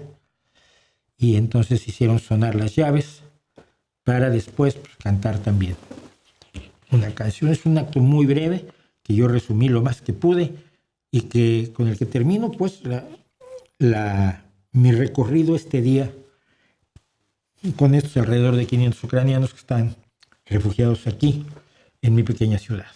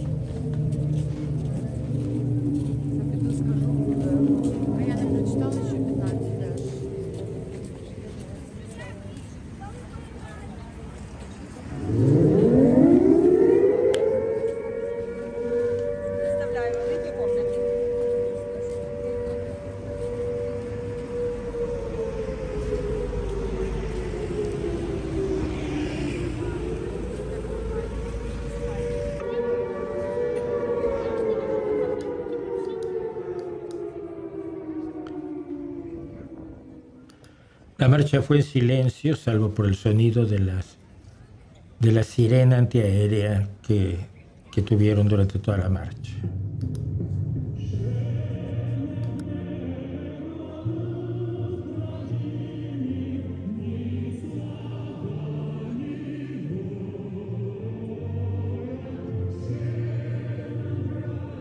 Por favor, guardemos un minuto de silencio por todas las víctimas de esta guerra.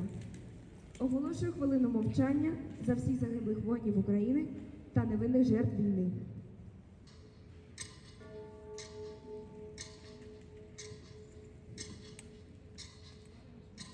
Es imposible determinar el número total de afectados debido a los combates y la ocupación temporal de parte del territorio ucraniano. Según UNICEF, más de 2,5 millones de niños seguimos desplazados, de los cuales casi 2 millones vivimos como refugiados fuera de Ucrania. Una llamada para liberar a los prisioneros de guerra, a los civiles detenidos ilegalmente, a los presos políticos para devolver a los niños ucranianos deportados. Las llaves son un símbolo sencillo que representa tanto la libertad como el hogar. Todo el mundo las lleva en el bolsillo, excepto aquellos que están cautivos.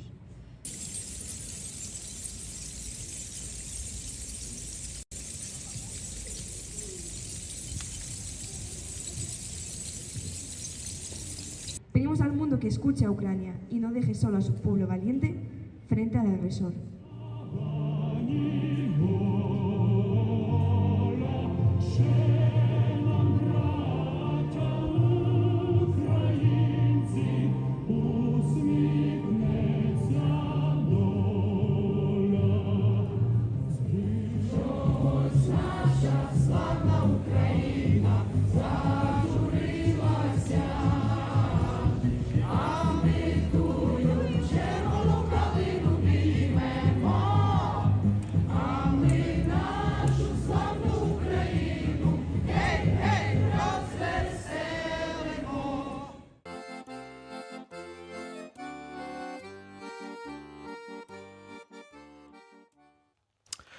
Yo me puse malo, pero bueno, creo que es lógico, ¿no? Que me pusiera yo malo.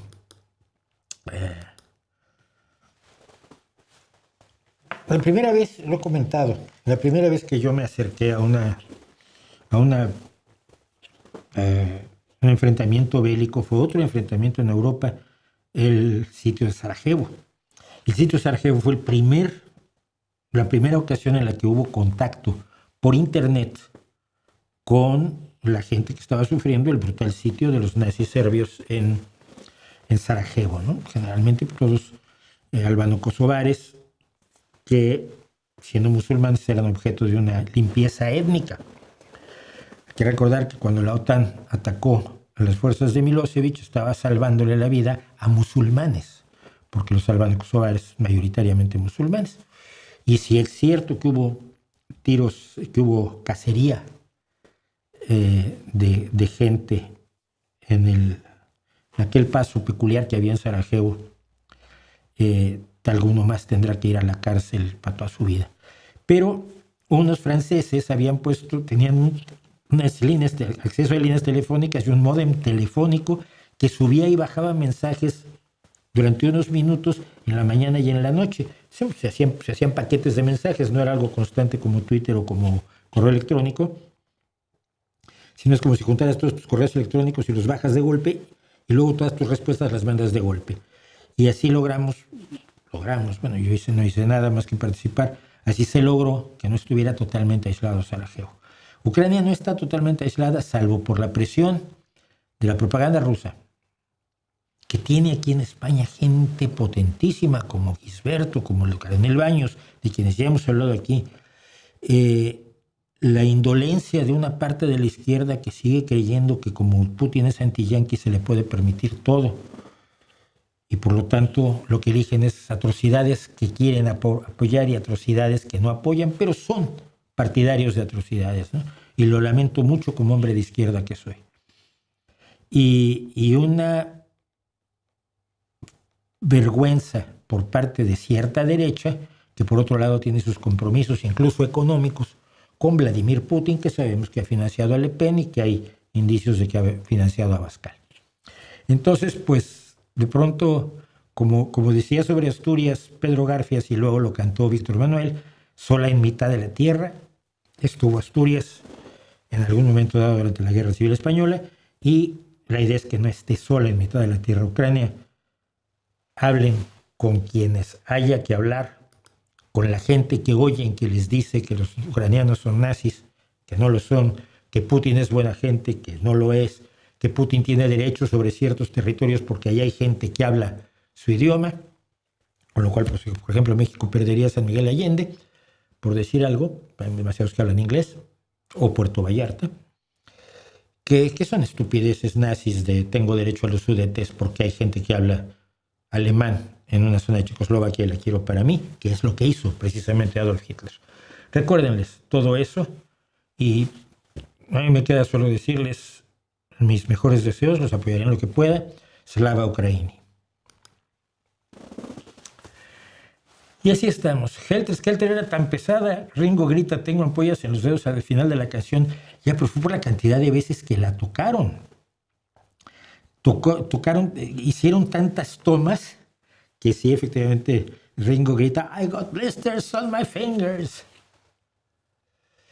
Se me cayó el 20, como dicen por ahí, al aceptar que Dios no existe. Qué bien, Caico 1907, pero no se te cayó el 20, te cayó el 20. Y eso se refiere a una forma, y si mi abuela tenía uno en la cedería donde yo empecé a trabajar a los 7 añitos.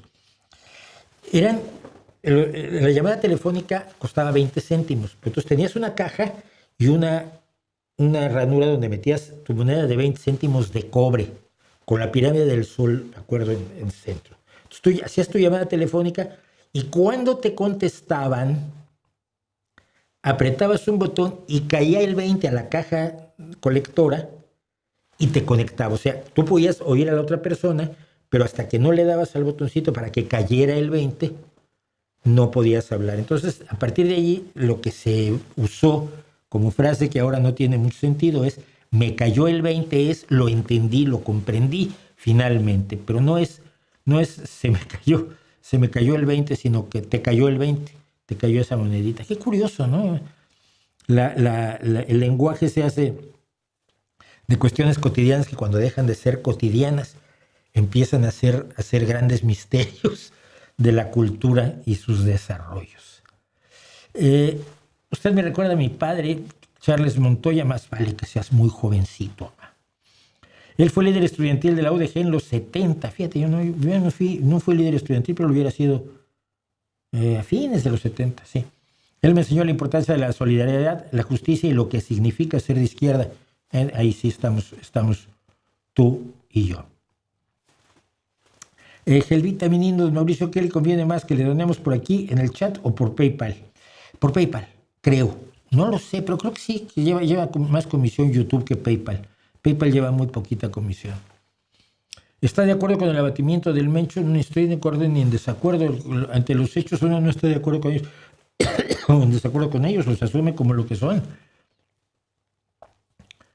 Nunca te oí hablar de Ariel Umpierres. ¿Cuál es tu opinión? Mi opinión es que si me vuelven a decir ese nombre, ya van 2 veces que lo oí.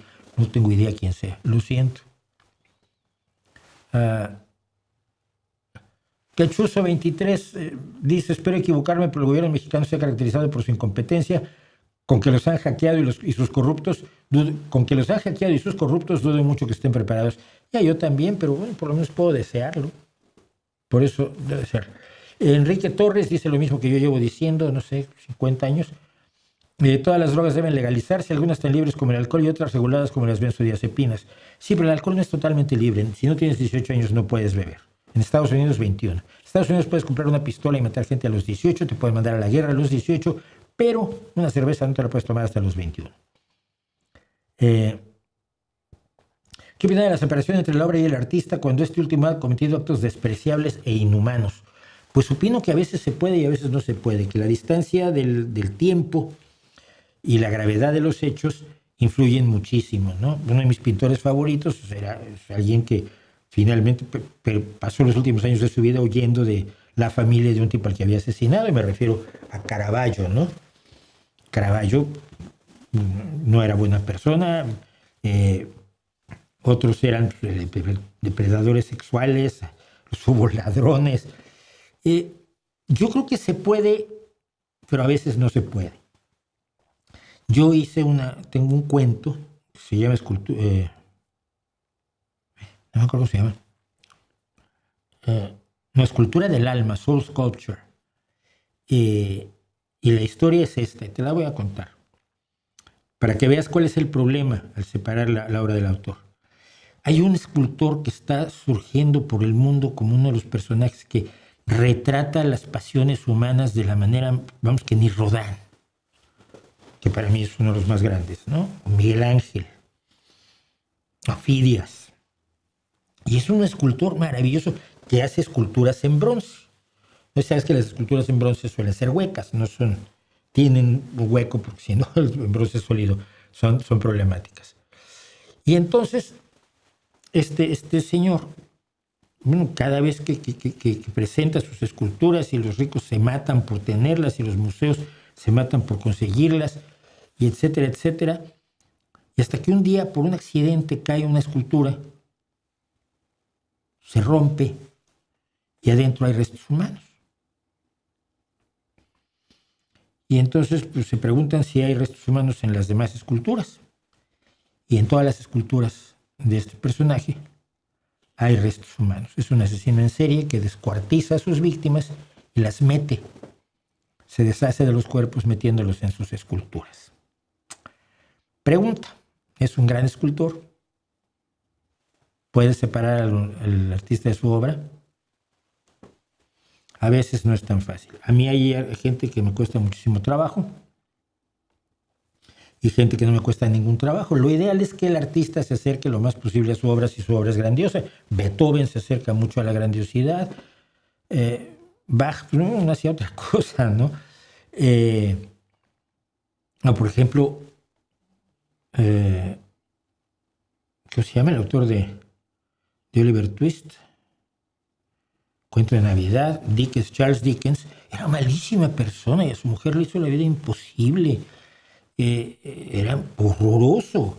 Sin embargo, escribe el cuento de Navidad. Entonces, no es tan fácil como uno quisiera. Mira, en el caso de los Beatles, concretamente, que es uno de los más cercanos a mí, por lo que he contado toda mi vida, mi aprecio por John Lennon bajó mucho cuando me enteré cómo trató a sus mujeres.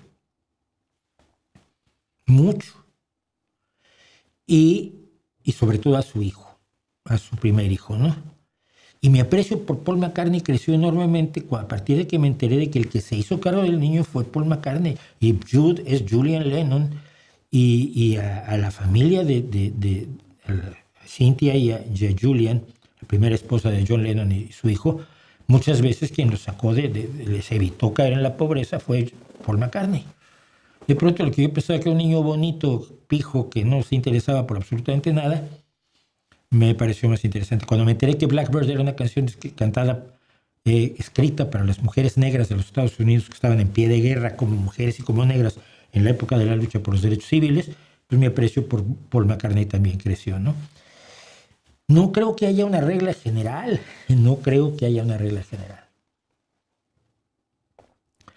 Amo el transporte público, dice Víctor Alejandro 5764.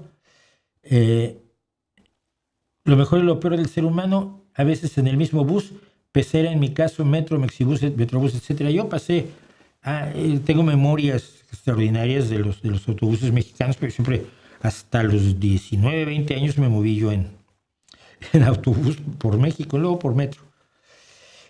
¿No le decía sublevados a los fachos en la guerra civil? No, sí, supongo que sí, pero esta señora me lo decía como si fuera yo un representante del tradicionalismo, sino como todo lo contrario, ¿no? ¿Cómo ha visto desde España toda la violencia que se desató a raíz de la muerte del Mencho? Se ha visto y se lamenta, pero no creo que haya mucho más que hacer. No hay más que opinar, ¿no? Y exagerar en la opinión es instrumentalizarlo en favor de uno, tampoco me gusta. ¿Crees que fue gracias a inteligencia de Estados Unidos, como dice Trump? Sí lo creo. Sí lo creo porque las fuerzas del orden mexicanas nunca han podido tener inteligencia de lo que ocurre al interior del crimen organizado. Precisamente porque el crimen organizado tiene dinero para comprar soldados y generales de división. Y el ejército mexicano no tiene dinero para comprar narcos traidores. Así que la peli de Toy Story, el juguete malo es un iPad, no la vi, no, y me parece muy mal. Me hiciste pensar en ello con tu encuentro en el autobús, ¿no? Y ve lo de la guerra contra las pantallas, el pequeño video que hicimos, el segmento que hicimos la semana pasada, precisamente de la guerra contra las pantallas, porque va en la misma línea. Fue muy curioso que después de lo de la guerra contra las pantallas me encontrara yo con este acontecimiento, pero es que a veces no puedo yo callarme. Nunca me he podido callar, en realidad ese es mi problema. ¿Cómo es la movilidad social de un inmigrante en España? Por la que él puede ser la que él quiera. Hay un café muy famoso, muy conocido, que está aquí en la Avenida Constitución, que es de la que baja de mi casa hacia el centro de Gijón, ¿no? El otro día vi que lo estaban rearmando, lo estaban reformando todo y le cambiaron el nombre, ¿no? Lo comenté. Y hoy me entero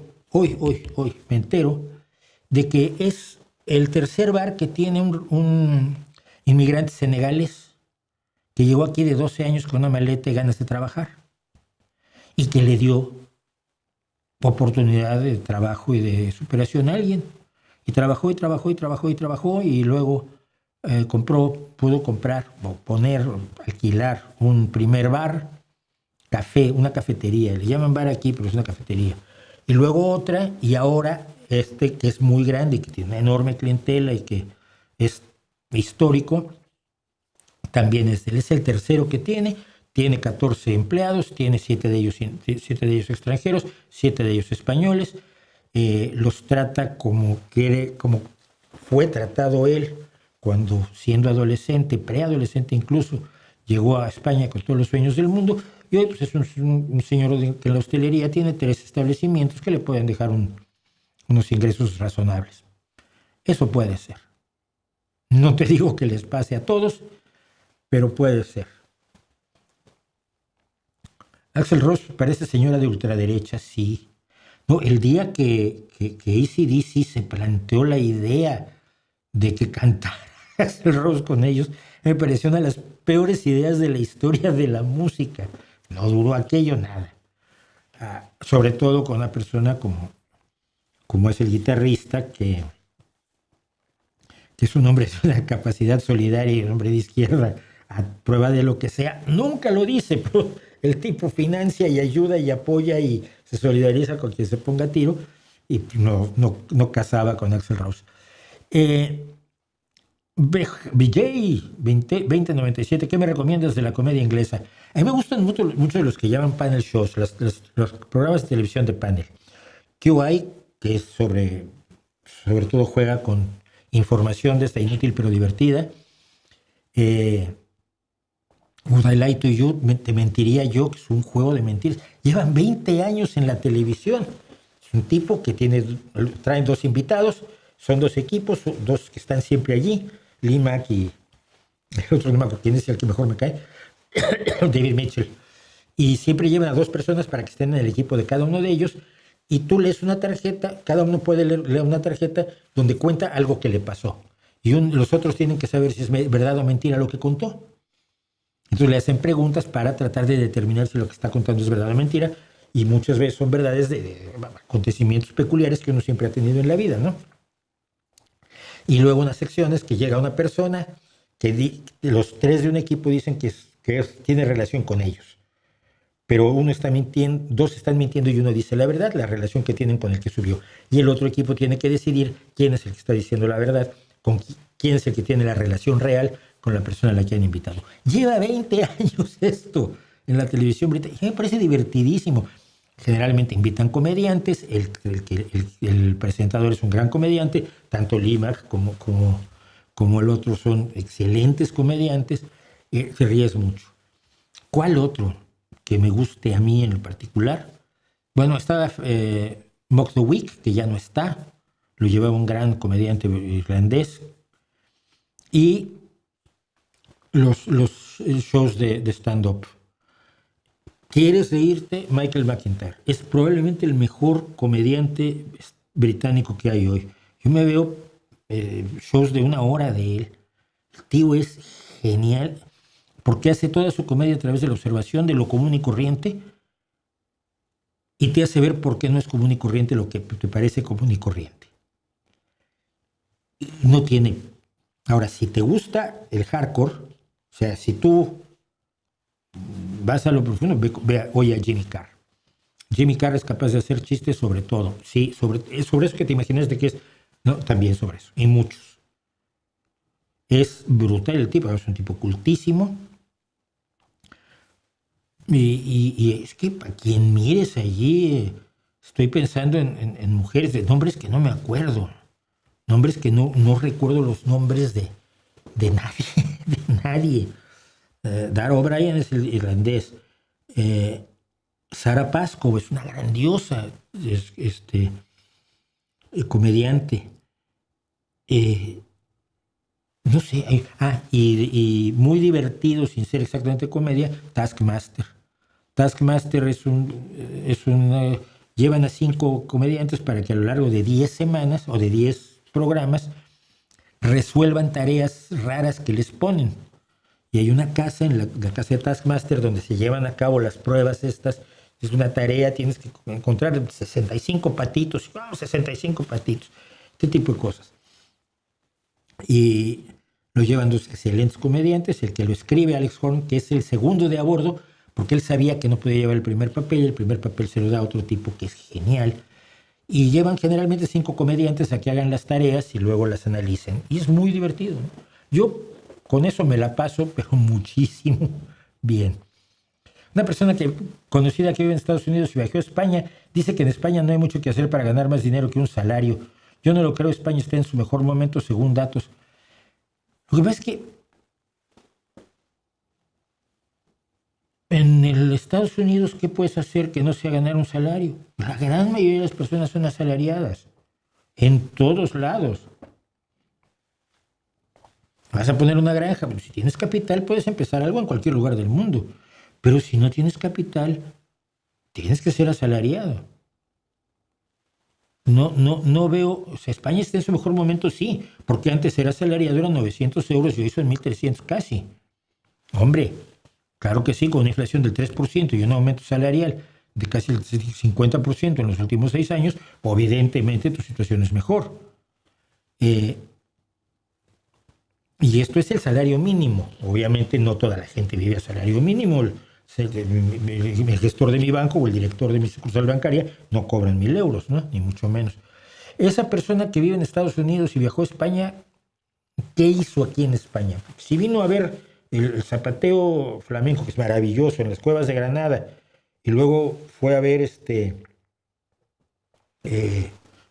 toros y luego, no sé, fue a visitar el Museo del Prado y luego se regresó, pues no tiene mucha información de cómo se trabaja aquí en España, ¿no?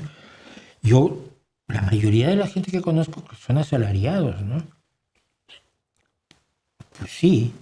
¿En qué quieres trabajar que no sea asalariado? De patrón. Pues si tienes una habilidad, conozco dibujantes, conozco actores, pues son gente que se la pasa persiguiendo la comida de mañana, como todos, y muchos de ellos, un actor acaba siendo asalariado, a menos que sea el productor, y un dibujante, si dibuja muy bien, el conocido Mark, que hace Spider-Man, pues recibe un salario de todos modos. Yo no recibo un salario exactamente, pero soy freelance, que es peor que ser asalariado muchas veces, ¿no? No creo que sepa muy bien. ¿Ha escuchado a Roy Buchanan? Sí, gran guitarrista de blues, por supuesto. El cine no fue considerado arte hasta sus primeros 20 años. Está bien.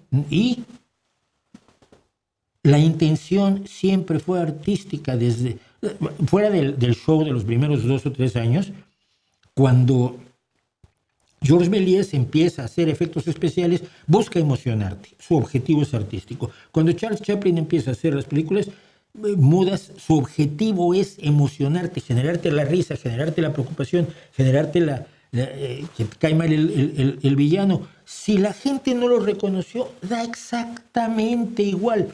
El objetivo era hacer negocio provocando la emoción de la gente. Los videojuegos no tienen ese objetivo, son juegos. Si tú usas elementos de un videojuego para no jugar, quizás, pero no debes jugar. Porque si juegas, ya no es el objetivo final la generación de la emoción. Y por cierto, como todos dijeron exactamente lo mismo, son bien poco originales, en los comentarios de hoy lo vamos a ver, pero tengo que apresurarme. Porque falta algo que tengo muchas ganas de hacer y que sé que no va a tomar muchísimo tiempo. Y bueno, el día de hoy es raro. El día de hoy es raro. Pero bueno, incluso esto podía ser historias de la música, pero decidí ponerle un nombre especial. Sin embargo, espera un segundo. Regreso en 2 minutos, ¿sí? Permiso.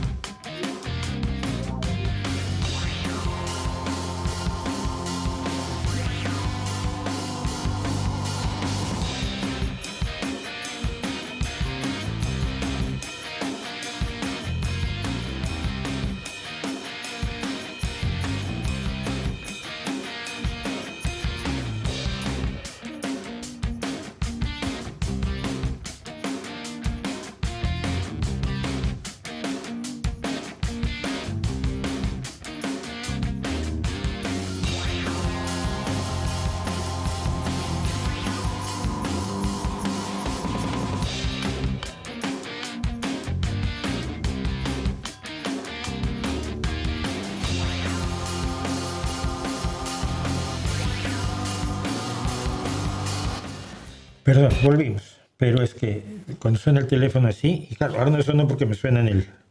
Le apagué el timbre para que no suene mientras estamos en el streaming, y entonces me suena en el reloj. Y bueno, entonces...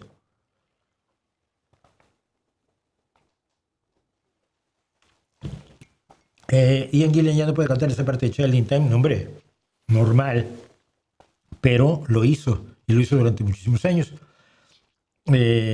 Iván Cepeda, candidato izquierda a la presidencia de Colombia, ni idea.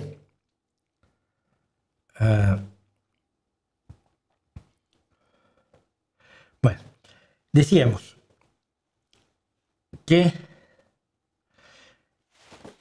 me comprometí y va a ser un problema, va a tardar tiempo, pero vale la pena hacerlo. Y entonces, yo podía hacer historias de la música, pero le hice una pequeña entrada para una sección nueva que se va a llamar Cuéntame una canción. Las ciudades son ajenas. Nos robamos un recuerdo en todas ellas. Bueno, esto no tiene nada que ver aquí. Bueno, American Pie. American Pie es una canción que está considerada como una de las más grandes canciones jamás escritas, cuya temática fue misterio para mucha gente o que provocó muchísimas interpretaciones y sobreinterpretaciones. Y sobreinterpretar la música siempre es un peligro. Cuando exageras, para burlarse de ti, John Lennon escribe Glass Onion. Y entonces tú te pones a analizar Glass Onion hasta que te vienen a avisar que se están burlando de ti porque no significa nada. Como no significaba nada la anterior, que era The Walrus. Bueno, pero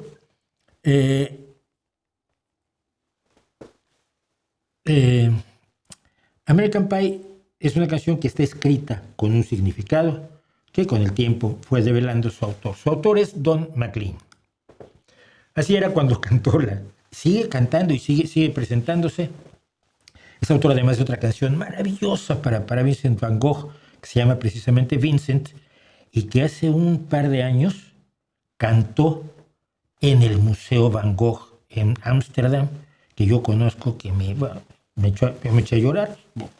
Vincent es una maravilla de canción, es otra locura de este mismo personaje. Pero Don McLean nació en 1945, o sea, tiene 80 añitos, y está por cumplir los 81, y grabó esta canción, empezó a escribirla, la escribió, si mal no recuerdo, en 1969, y finalmente la graba en 1971. Yo que todavía no conocía la canción, hay ahora una gente que hace unas cosas muy bonitas de 1976 oí esta canción, en 2026 la entendí. Y a veces cuando la entiendes no te gusta y a veces te gusta mucho más. Tarda mucho en entenderla, pero me gustaba tanto que ya por 1972 con un compañero de la escuela que todavía me manda sus canciones porque está grabando canciones, Armando Franco, si lo buscan en SoundCloud o en SoundCloud creo que tiene sus canciones. Y entonces un disco que no me gustaba se lo cambié por esto, que es la partitura. Hay muchas portadas de partitura, pero encontré esta, porque esta es la portada de la partitura de Don McLean, American Pie, que me dio a cambio del disco Armando, para que yo pusiera, una de las primeras canciones que puse en mi vida fue American Pie. Entonces, contado todo eso, pues digamos que vamos a desentrañar lo que dice American Pie. Y American Pie comienza así. Hace mucho tiempo, aún recuerdo cómo esa música solía hacerme sonreír y sabía que si tuviera la oportunidad podría hacer bailar a esa gente y quizás serían felices por un tiempo. Y él recuerda que esa música le hacía sonreír y sabía que él podía hacerlo. Es decir, desde los 14, 15 años de edad, que eran los que tenía cuando empiezan los acontecimientos de esta historia, Don McLean ya sabía que quería ser músico. Pero febrero me hizo temblar con cada periódico que entregaba. Malas noticias en la puerta, no podía dar un paso más. No recuerdo si lloré cuando leí sobre su esposa viuda, pero algo me conmovió profundamente el día que la música murió. El día que la música murió, fue el 3 de febrero de 1959, y así se le conoce. Estos tres personajes en realidad son Giles Perry Richardson Jr., el de la izquierda. El de en medio es Richard Steven Valenzuela, y el de en medio es Charles Harding Holly. Aunque en realidad la gente los conoce como The Big Bopper, Richie Valens y Buddy Holly. Los tres grandes rockeros que murieron en un accidente de aviación el 3 de febrero de 1959 en un pequeño avión que habían contratado para no pasar demasiadas horas en el autobús yendo de un lugar a otro para cantar, porque los tenían en un régimen brutal de giras, los productores que eran enormemente bestias. Entonces, tres estrellas de rock and roll mueren en un accidente en Iowa. Un trío de principales del rock and roll, todavía no se sabía ni siquiera cómo se escribía rock and roll, si se dan cuenta, mueren en un choque de aeroplano. Ese fue el día que murió la música. Y American Pie alude a esto y alude a ello su coro que dice Miss American Pie. American, no hay nada. Consideran los estadounidenses que el strudel el pie de manzana o la tarta de manzana, que es obviamente de origen alemán, es lo más americano que hay, y una chica americana tarta pues es lo más americano que hay, sobre todo el Chevy, que era el automóvil que todos los chicos querían en aquel entonces, hasta el dique, que era de Levy. Pero Levy no era un dique en realidad, sino que Levy era un bar de los años 50, que era lo que llamaban un bar seco porque vendían limonadas para los chicos, era como un bar, pero no tenía alcohol. Y esos buenos muchachos, en cambio, bebían whisky con bourbon y cantaban Este será el día en que muera, este será el día que muera. Este será el día que muera es una referencia a la canción de Buddy Holly, una de sus más conocidas canciones, se sigue cantando hasta hoy, That'll Be the Day, que eventualmente dice That'll Be the Day that I Die. Ese será el día en el que yo muera.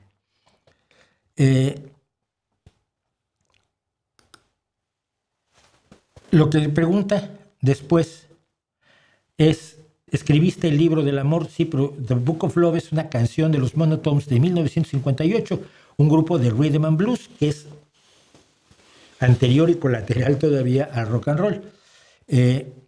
Y Don Connell escribió La Biblia me lo dice en 1955 como parte de un gospel. Esto también puede ocurrir porque McLean creció como católico, y Do You Believe in Magic de los Loving Spoonful de 1965, estaba John B. Sebastian por cierto, pregunta también, ¿crees en el rock and roll? Y entonces de pronto escribiste el libro del amor y tienes fe en Dios en lo alto, si la Biblia te lo dice. Ahora bien, ¿crees en el rock and roll? ¿Puede la música salvar tu alma mortal y puedes enseñarme a bailar muy lento? Que es como la alternativa. Tú sabes, las fiestas, no sé ahora, pero las fiestas empezaban con la música muy fuerte y de pronto a la hora crepuscular empezaban las lentas. Entonces ya bailabas pegadito. Era bailar pegado. Bueno. Dice, porque sé que estás enamorada de él porque los vi bailando en el gimnasio, que era en los gimnasios en Estados Unidos se hacían los bailes. Ambos se quitaron los zapatos, se quitaban los zapatos para bailar el sock hop, el salto del calcetín. Y me encanta ese rhythm and blues. Yo era un potro indomable adolescente con un clavel rosa y una camioneta. Bueno, la camioneta es muy estadounidense, la pick-up, ¿no? Pero hay una canción de llamada Lonely Teenager, el adolescente solitario, del artista Dion de 1961, y el clavel rosa se refiere a la canción A White Sport Coat de Marty Robbins de 1957.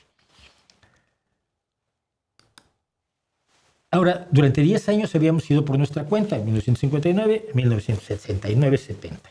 Y el musgo crece espeso en una piedra que rueda, y una piedra que rueda es la canción, por supuesto, fundamental de Bob Dylan, aunque también la canción de Early in the Morning de Buddy Holly tenía la línea A Rolling Stone don't gather no moss, una piedra que rueda no reúne moho, musgo, perdón. Entonces, cualquiera de los dos o los dos podrían ser su referencia. Cuando el bufón cantaba para el rey y la reina con un abrigo que le pidió prestado a James Dean y una voz que venía de ti y de mí. Bueno, el bufón es Bob Dylan, por supuesto, y el abrigo que le tomó, o la saco, cazadora americana, chamarra, como le llamen ustedes, que tomó prestado de James Dean, viene del amor a James Dean, un personaje importantísimo en el cine, pese a que hizo solo 3 películas. Pero una de ellas es Rebelde sin causa, que influyó muchísimo en la cultura, en la naciente cultura juvenil. Y la fotografía famosa esa de Bob Dylan es reproducida en cierta medida por Bob Dylan en su disco, The Free Willing Bob Dylan, donde sale con su novia de entonces, Sue Rotolo. ¿Quiénes eran el rey y la reina? Bueno, no sé, no está muy claro. Hay quien dice que eran Pete Seeger, el grande de la música folk, y en aquel momento Joan Baez, que por ahí anda todavía, y hay quien dice que era la familia Kennedy, para quienes cantó el bufón, que no era otro que Bob Dylan. Y mientras el rey miraba hacia abajo, el bufón robó su corona de espinas. Aquí el rey tiene que ser Elvis Presley, porque el que le robó la corona y el sufrimiento que conlleva la corona es, por supuesto, Bob Dylan. La sala del tribunal se levantó sin emitir ningún veredicto. Y esto, hay 20 opciones distintas de qué puede ser, pero en la misma línea. Y mientras Lennon leía un libro sobre Marx, el cuarteto ensayaba en el parque. Bueno, Lennon leía un libro sobre Marx, habla de la ideología de John Lennon, que sin ser exactamente marxista, era enormemente progresista, y el cuarteto que ensayaba en el parque no era otro que los Beatles, cuyo último concierto fue en el Candlestick Park, en el parque Candlestick de Los Ángeles, si mal no recuerdo, después de lo cual se metieron al estudio y entonces empezaron a crear algo como Sargento Pimienta. Nosotros cantábamos cantos fúnebres en la oscuridad el día que la música murió. Llegamos al 1968. Helter Skelter en un sofocante verano. Bueno, Helter Skelter se refiere, por supuesto, a los asesinatos del verano de 1968 cometidos por la familia de Charles Manson, una secta que hizo un sujeto absolutamente delirante que era Charles Manson, que creía que Helter Skelter, los Beatles le mandaban mensajes con sus canciones a él, se suponía él. Y Helter Skelter concretamente se refería a una revolución de los negros contra los blancos que iba a haber en Estados Unidos, pero que iba a encabezar él, que era blanco, con su familia, que eran blancos. Y para obligar a que se iniciara a desencadenar esta revolución, Charles Manson mandó a asesinar primero a la familia LaBianca y luego a Sharon Tate, la actriz que por entonces estaba casada con Roman Polanski, que estaba embarazada, por cierto, en aquel momento, y a varios amigos que estaban con ella. Fueron 6 o 7 personas asesinadas. Entonces este es el Helter Skelter del sofocante verano de Charles Manson, mientras que The Birds Flew, dice, los pájaros volaron con un refugio radiactivo. Sí, pero The Birds con Y era el grupo original de Stephen Stills y David Crosby, que tenían, entre otras canciones, una que habla de 8 millas de altura. 8 millas de altura era como a donde llegaban las primeras naves espaciales estadounidenses, pero lo que cae ya no es la nave espacial, sino es un balón de fútbol americano, porque los jugadores tratan de hacer un pase adelantado mientras el bufón está enyesado en las bandas. Los jugadores se supone que son los progresistas estadounidenses, y el bufón enyesado en las bandas es Bob Dylan, después del accidente de motocicleta que lo retiró casi un año de la música. Ahora, el medio tiempo, estamos ya en un partido de fútbol americano, el medio tiempo era un dulce perfume mientras los sargentos tocaban una marcha. Bueno, los sargentos tienen que ser Sgt. Pepper. Todos nos levantamos a bailar, pero no nos dieron la oportunidad. También ya no era música para bailar. Los jugadores intentaron entrar al campo, pero la banda de música se negó a entregarlo. Y esto se supone, aquí hay diferencias, los enfrentamientos entre quienes luchaban en contra, quienes se oponían a la guerra de Vietnam y, por supuesto, el sistema en Estados Unidos. ¿Recuerdas lo que se reveló el día que la música murió? Nadie lo sabe. Y allí estábamos todos en un mismo lugar. ¿Cuándo estuvieron todos en un mismo lugar? Woodstock, 1969. Una generación perdida en el espacio. Sí, perdida en el espacio, que es una referencia tanto a la serie de televisión famosísima en aquellos años, Perdidos en el espacio, Lost in Space, como al Space Oddity de David Bowie. Y no teníamos tiempo para empezar de nuevo. Así que vamos, Jack sea ágil, Jack sea rápido. Jack Flash se sentó en un candelabro, y esto es un antiguo verso infantil que retoman los Rolling Stones para su canción Jumping Jack Flash. Y dice: el fuego es el único amigo del diablo. Se refiere entonces a lo que pasó. Mientras los observaba en el escenario, mis manos estaban apretadas en puños de rabia. Ningún ángel nacido en el infierno pudo romper ese hechizo de Satanás. Esto se refiere a lo que intentaron en 1970 los Rolling Stones. Como no habían ido a Woodstock y se dieron cuenta que habían metido la pata, hicieron un concierto gratuito en Altamont. Y lo que ocurrió en Altamont fue que decidieron encargarle la seguridad a los Hells Angels, a esta banda de motociclistas, pero que es una banda delictiva esencialmente, a cambio de cerveza. Y pues los Hells Angels se encargaron de la seguridad mientras bebían cerveza, y aquello terminó en que un Hells Angels apuñaló a un asistente negro al concierto de Altamont, y fue, pues obviamente los ángeles nacidos en el infierno son los Hells Angels. Y mientras las llamas ascendían en la noche con los Rolling Stones saliendo en helicóptero de Altamont para iluminar el rito del sacrificio del chico que murió, vi a Satanás riendo con satisfacción el día que la música murió. Y aquí el día que la música murió es también el día del concierto de Altamont, porque fue a raíz de ese concierto que John Lennon dijo: el sueño ha terminado, el sueño de los 60 ha terminado. Conoció a una chica. Aquí, por cierto, la canción se vuelve mucho más lenta, cambia de ritmo 2 veces. El principio es lento, luego es rápida, y aquí vuelve a ser lenta. Conoció a una chica que cantaba el blues. Una chica que cantaba el blues, solo hay una. Se llama Janis Joplin. Y le pedí alguna buena noticia, pero ella solo sonrió y se dio la vuelta. Fue la muerte de Janis. Bajé a la tienda sagrada, la tienda de discos a la que íbamos todos, donde había escuchado la música años antes. Pero el hombre, allí en 1970, dijo que la música ya no sonaría. Pero la vida sigue. En las calles los niños gritaban, los amantes lloraban y los poetas soñaban. Pero no se dijo ni una palabra. Las campanas de la iglesia estaban rotas. Y los 3 hombres que más admiro, el Padre, el Hijo y el Espíritu Santo, que son The Big Bopper, Buddy Holly y Richie Valens, tomaron el último tren a la costa el día que la música murió. Este es el mismo, ¿verdad? Sí. Debo decir una cosa importantísima. Así termina. Y todos los versos son el mismo, obviamente, de Miss American Pie. Pero debo decir algo importantísimo sobre esta canción. Yo siempre he dicho que me molestan muchas letras en español porque están mal hechas. No importa la temática, no importa la intención, la pasión, están mal hechas.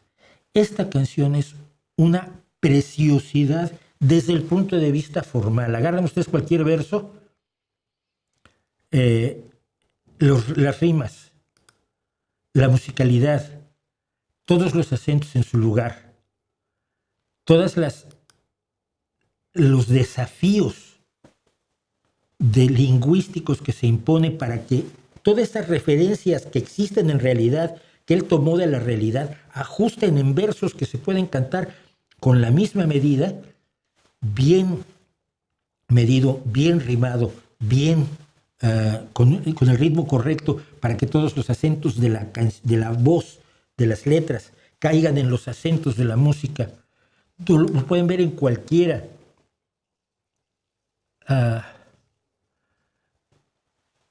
La calidad lingüística, formal de la canción. No es que yo adore la formalidad, porque hoy lo formal es muy... esto es... No. Es que con eso no te distraes. Es que una canción que no rima, donde te dice cómo te quiero, mi amor, en vez de cómo te quiero, mi amor, cómo te quiero, mi amor, porque así venía los acentos de la música, y lo hemos oído muchas veces, te distrae. No es que no se dice mi amor, se dice mi amor, y no se dice quiero, sino se dice quiero. Y y te distrae y te saca del ambiente que supuestamente debe crear una obra literaria, que es finalmente una obra literaria la que estás metiendo en música, que no es poesía. Las letras no son poesía. Hay poemas que se pueden usar como letras, sí. Pero cuando tú escribes la letra de una canción, no estás escribiendo poesía, estás escribiendo letras de canciones con requisitos lingüísticos que muchas veces no tienes cuando escribes poesía. Y se los digo yo como escritor de canciones y de poemas. ¿Ok? Desde el punto de vista formal y de llevarte de la mano en algo que fluye perfectamente, vean, estas relaciones es la rima es A, A, B, B, C, C, C y luego un verso suelto. Y eso lo tienes varias veces. A, B, C, C, C y un verso suelto. A, B, verso suelto, C, C. No, A, B, C, A, B, C, C, B. Pero está construido a propósito, no es un accidente, no es se me ocurrió una canción. Esto tiene trabajo detrás y es lo que yo muchas veces siento que no tienen, desgraciadamente, muchas letras en nuestro idioma. Así que contado todo esto, pues esa fue la historia de American Pie y les he contado una canción. ¿Qué falta? Bueno. Ellos dicen, somos México, me dice Sir Charles, que los dirigentes no van a poder postularse ya que los candidatos van a ser ciudadanos a través de elecciones primarias. Esas son sus grandes propuestas. Esa me parece muy buena. Pero entonces, ¿de qué van a vivir si eres dirigente de un partido? Yo estoy peleando, por ejemplo, porque aquí se le pague al secretario general, porque el secretario general tiene mucho trabajo y tiene que trabajar en otra cosa. Al secretario general de mi ciudad, no al secretario general de una federación grande, sí recibe un salario. Por ejemplo, le dedicas horas y horas al día.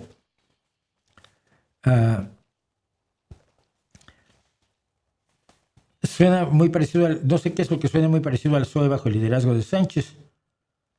No sé a qué te refieres, Luis Fernando Tapia, pero te puedo hablar bastante de eso porque conozco todo el asunto y participé como militante en todo el asunto. Te quería preguntar si conoces, dice Sebastián Galeano 2041, te quería preguntar si conoces a Rebecca Watson, la chica que fundó Skeptic. Sí, la conozco. ¿Qué te digo? Que toda su participación en todo el asunto ha sido enormemente lamentable, desde el Elevator Gate hasta los Ateos Plus, que duraron 3 meses o algo así. Me parece totalmente absurdo todo. El arte está destinado a ser contemplado y no interactuar con él. Nadie dijo eso, nadie dijo eso forzosamente. Si interactúas con el arte para hacer arte, ¿cómo puedes interactuar con el arte? Esto es interesante. Bueno, debe haber cosas que puedas interactuar, pero no estás jugando. No entendemos el enorme valor que tiene un juego. Ya sé que lo voy a repetir en los comentarios, pero es que es como si sintieran que un juego es algo poquita cosa. Y entonces le tengo que poner una... No, pero es arte. Entonces ya lo hago respetable, porque si no hay una mierdecilla.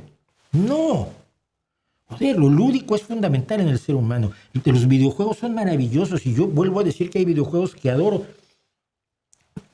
La primera vez que hablé de esto, hablé de Monument Valley, que me parece gráficamente una preciosidad. Además que el gameplay, el juego en sí es muy sencillo, pero muy desafiante intelectualmente. Y a mí me gustan mucho los videojuegos de acertijos. Pero es estéticamente bello, el 1 y el 2, y acaba de salir el 3. Después de que comenté eso, del 1 y el 2, compré el 3 y lo estoy jugando ahora en las noches. No, yo no creo que un videojuego, por ser videojuego, sea inferior a otra cosa. Ni a un deporte, ni al arte, ni a la ingeniería. Pero esa pasión por convencer a Mauricio de que el videojuego es arte, parece, como decís, que no somos tan poquita cosa. De veras somos importantes. Por favor, consíganse una vida.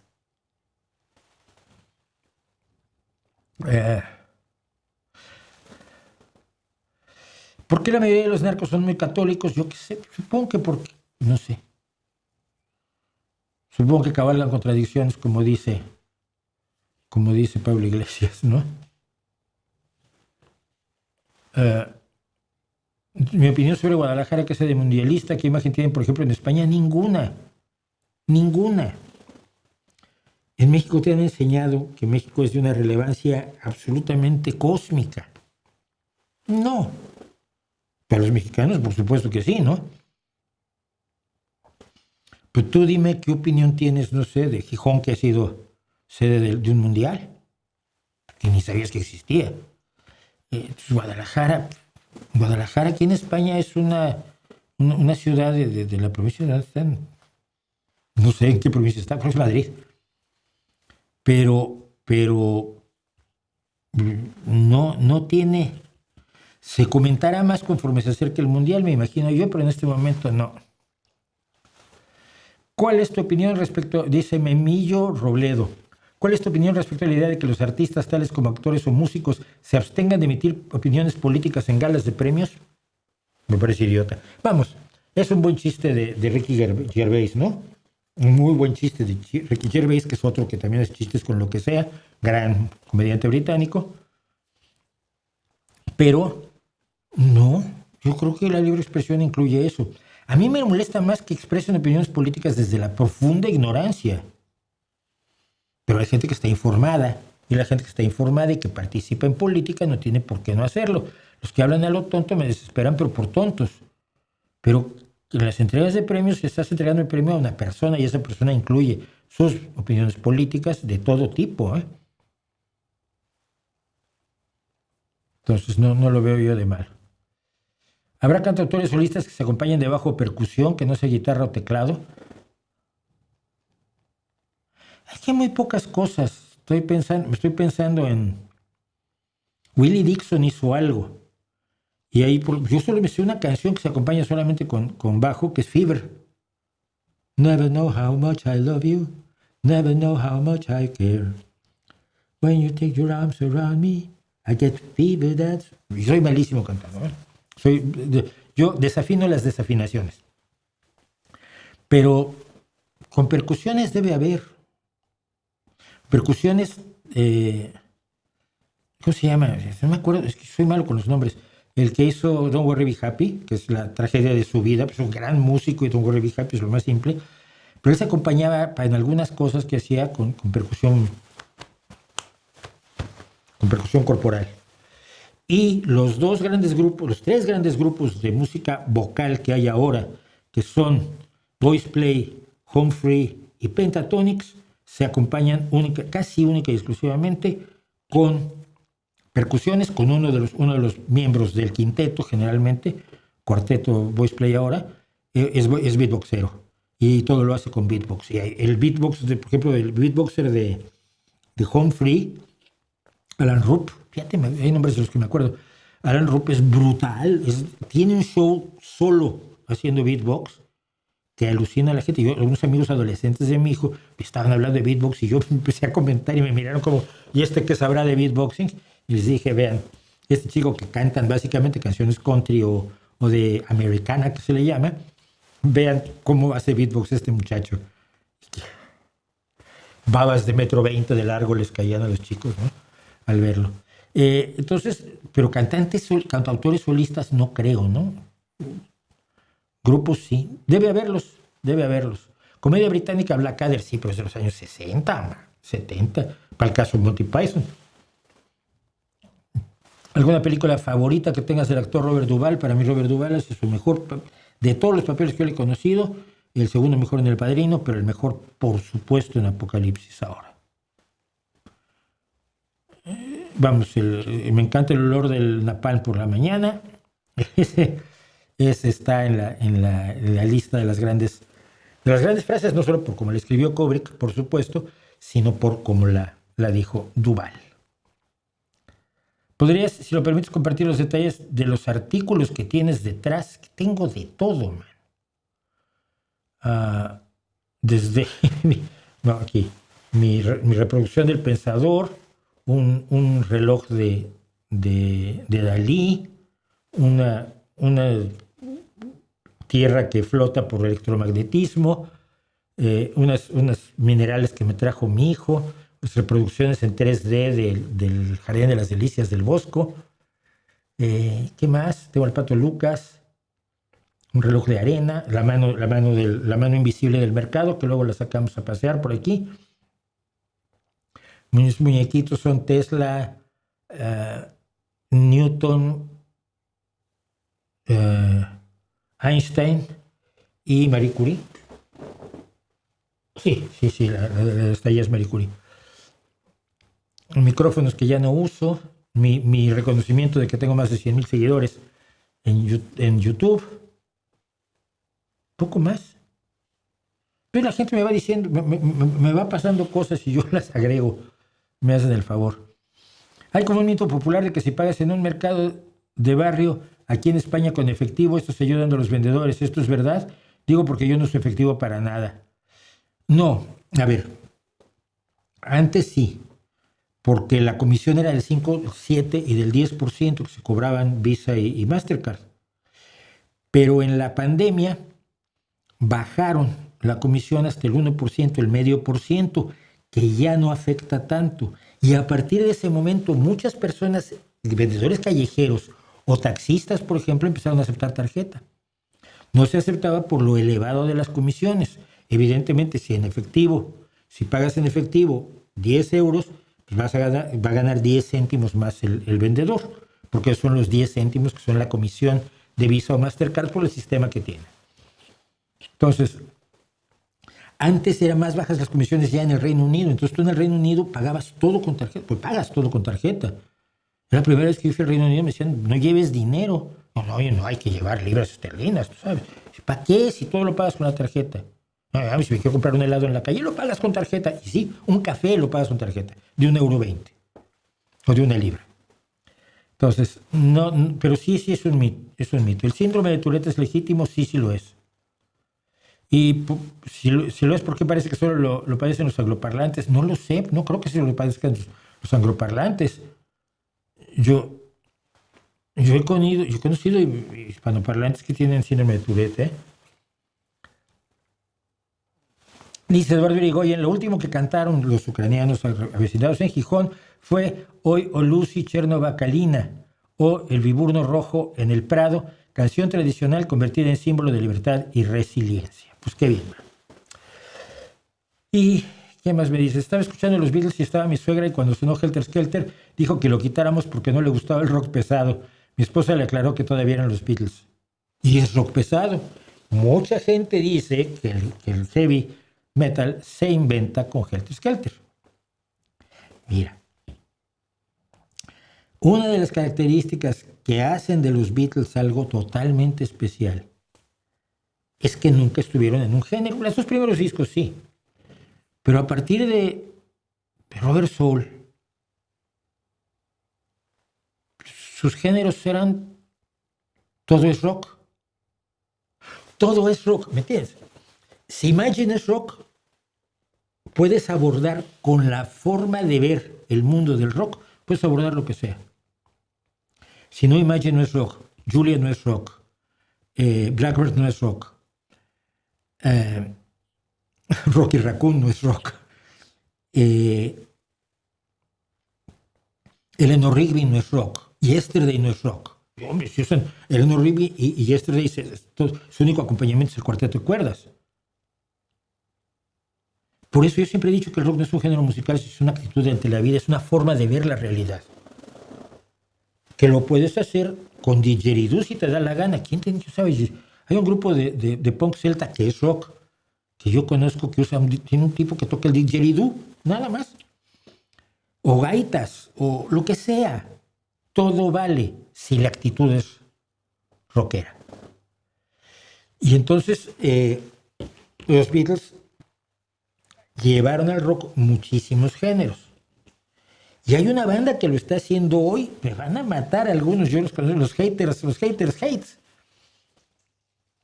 ¿Qué está haciendo The Warning? Lo que les da la gana. Es que eso suena muy pop, es que eso suena new metal, no, es que eso suena a metal clásico, no, eso suena a rock de los 80, eso suena a rock de los 70, eso suena a algo que no sabía yo que era. Sí, hacen lo que se les da la gana.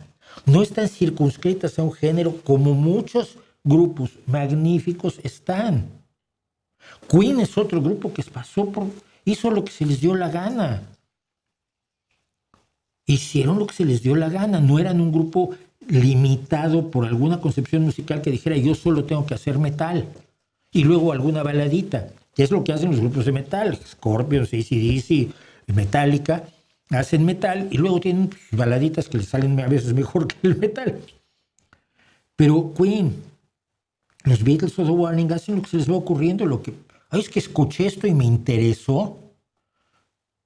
Cuando John Lennon empieza a escuchar reggae, y mucho antes de que el reggae fuera famoso, lo adopta el calipso. No me acuerdo dónde adoptan el calipso de los Beatles, pero hay cosas de calipso, cosas de la música indostana.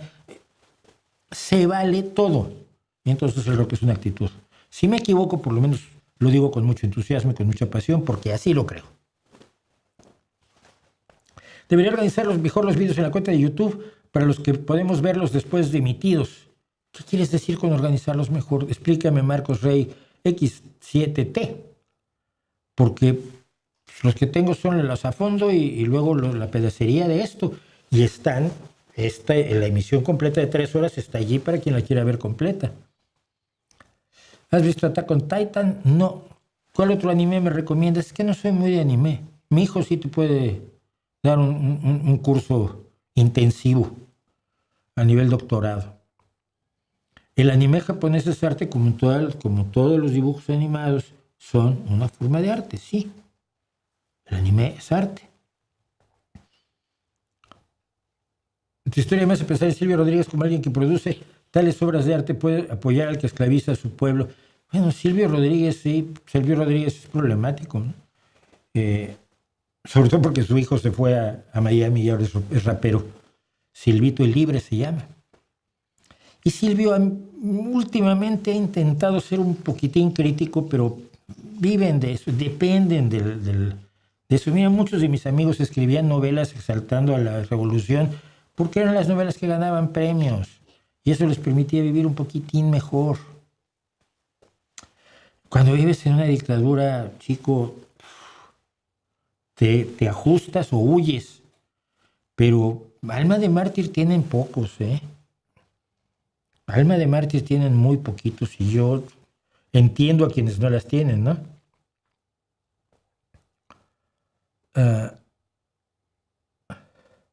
Saludos desde Costa Rica, gracias.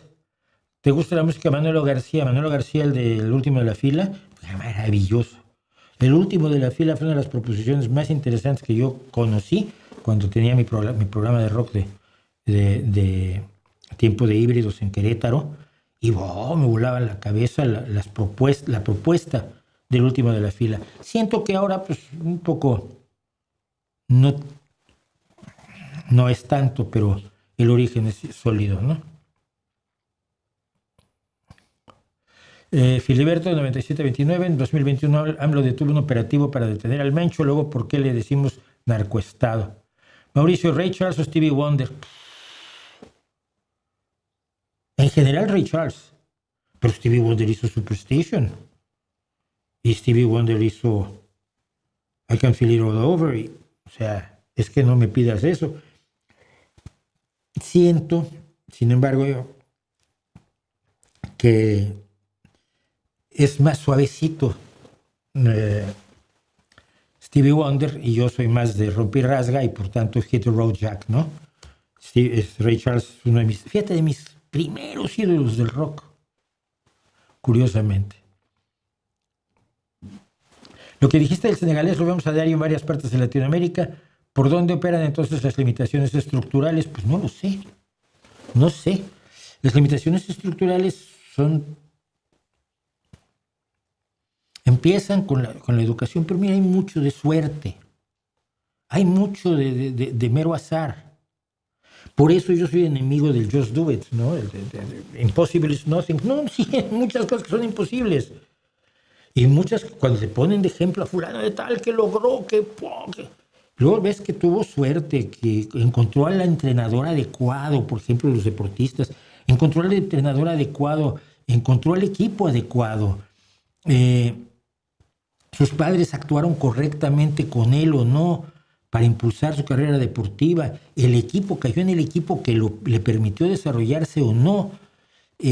Sus amigos, ¿no? Metieron a las drogas y todo eso va conformando la singularidad de quien escapa a las limitaciones estructurales, generalmente la pobreza, la ignorancia, la enfermedad y el aislamiento tanto cultural como espacial y geográfico, ¿no? Entonces, no, ojalá pudiera respondértelo, Augusto, pero no tengo forma de hacerlo. De entre las muchas cosas escalofriantes del régimen talibán, me acabo de enterar que legaliza la esclavitud y la división de la sociedad en clases, y blancos podrían ser MAGA o Vox sin problemas. Sí, ya nada más prohibido que las mujeres hablen entre sí. La voz de la mujer no se puede escuchar ya no solo hablando con los hombres, sino tampoco se puede escuchar hablando con otras mujeres.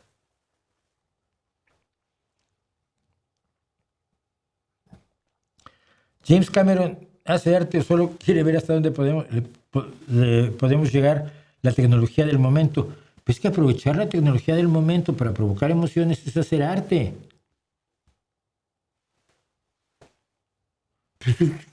Cuando la tecnología te permite tener el color azul, puedes hacer cosas maravillosas que no podías hacer antes. Cuando tienes amarillos mejores que los que tenía Van Gogh, que se están volviendo marrones todos.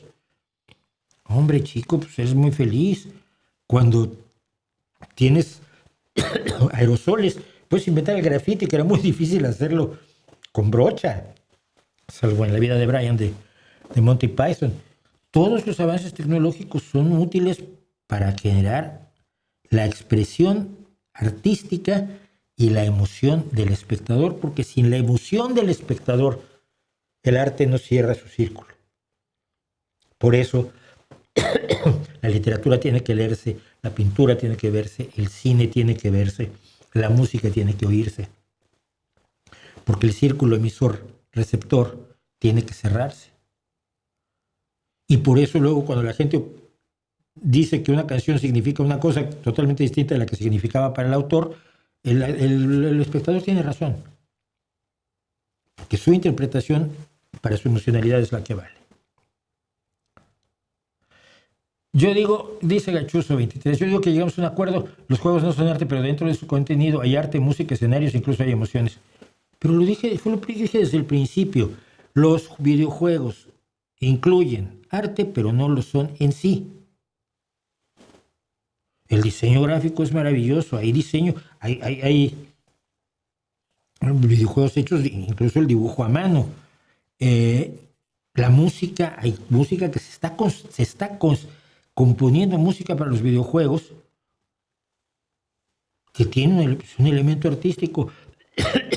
La narrativa es un elemento artístico, pero en sí el objeto no tiene esa finalidad. Vamos a ver en los comentarios que ya voy para allá.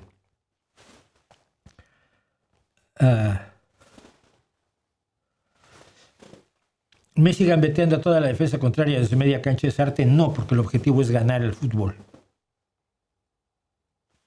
Messi no lo hace para que le aplaudas y sientas bonito. Lo hace para poder llegar a ese momento donde mete el pie y lo manda al palo contrario casi siempre, para asombro de toda la defensa, del portero, de todo su equipo y del resto del público que lo ve en vivo o en televisión. No, es emocionante ver a Messi, pero es emocionante verlo meter gol. El gol es la esencia del fútbol. El fútbol, para no meter goles o para no ganar competencias, no tiene mucho chiste, ¿no? Nadie aprende a gambetear un balón solamente por la cuestión de carácter artístico. Hay concursos de gambeteo de balón, ¿no?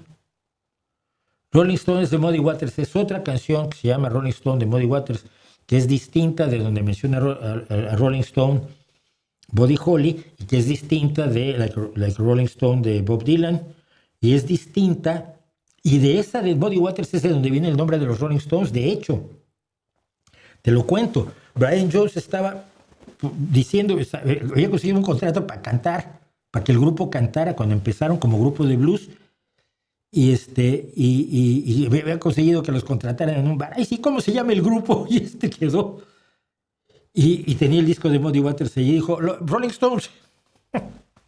Y así se bautizó.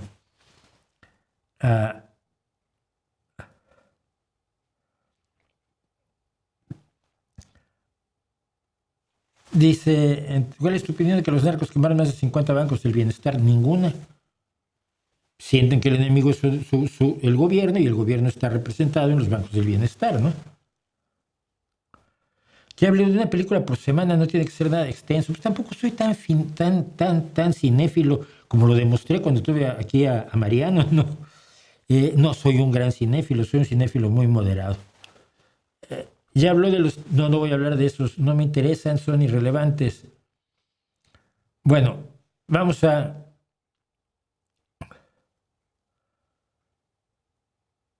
El cómic es un arte independiente. El noveno arte es parte de la literatura, no es parte de la literatura porque tiene el elemento gráfico. Sin el elemento gráfico no existe, sin el dibujo. Y tiene momentos de mayor o menor capacidad artística. Cuando Will Eisner empieza a romper los cuadros del cómic tradicional, por ejemplo, abre espacios artísticos de expresión gráfica maravillosos, ¿no? Es un buen ejemplo. Vamos a los comentarios porque si no, no llegamos. Ya, y nos vamos. Bah, lo de siempre.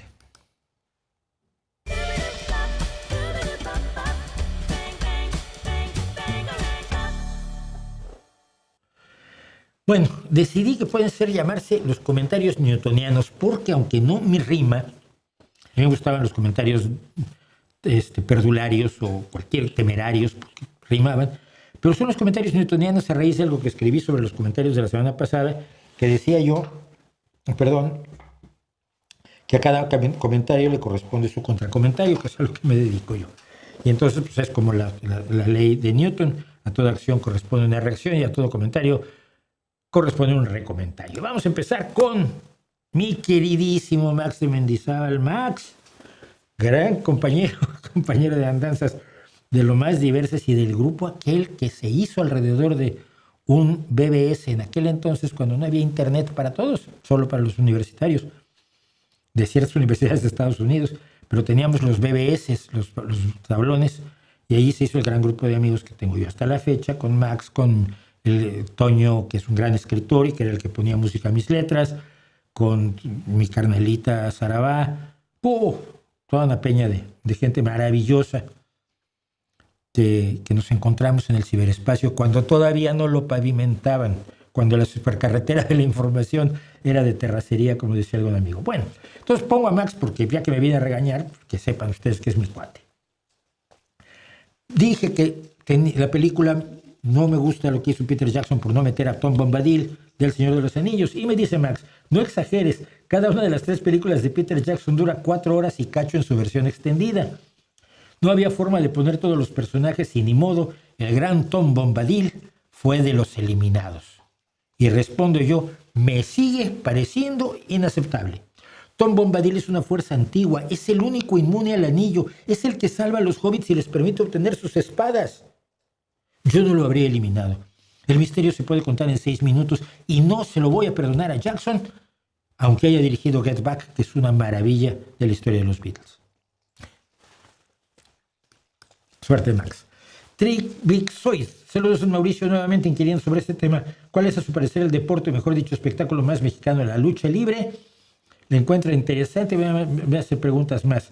De mano con esta cápsula, en varias arenas y funciones de lucha se ha hecho presente el cántico Folk Ice por parte de la afición, cosa que no sé si han replicado en otros deportes. El Folk Ice es en la lucha libre estadounidense. A ver, directo. La lucha libre es un espectáculo circense, no es un deporte. No es un deporte porque no compiten legítimamente los luchadores. Ya saben quién va a ganar, se decide antes. Pero son acróbatas, algunos de ellos muy bien preparados. Por eso cuando alguien te decía, es que ustedes no se pegan de verdad, pero cualquier luchador te puede hacer nudo y te puede tirar de un bofetón y porque son grandes atletas que hacen acrobacia. Yo la encontré interesante alguna vez en el pasado y tuve mis luchadores favoritos. Yo era de la banda del Perro Aguayo. Pero una vez que se apoderó de la lucha libre Televisa y la volvió una copia pobre del wrestling estadounidense, francamente me dejó de interesar, independientemente incluso del Focais.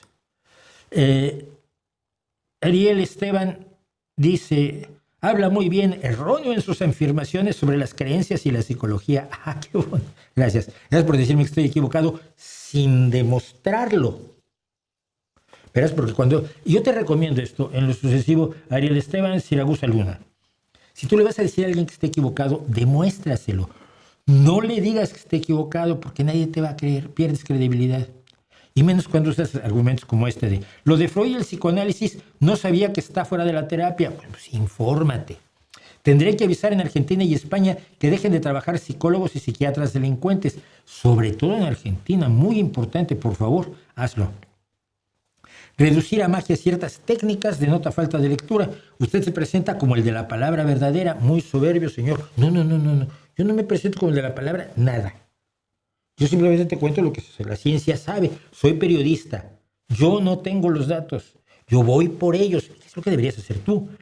Entonces, el psicoanálisis es una disciplina científica. Pues a ver, vamos a ver los estudios. Vamos con los expertos. Vamos con los científicos. Que no hay un solo estudio científico que valide las chorradas de Freud. Entonces, avisa pronto a Argentina. Por ejemplo, Freud hizo todo eso para curar una enfermedad imaginaria, la histeria.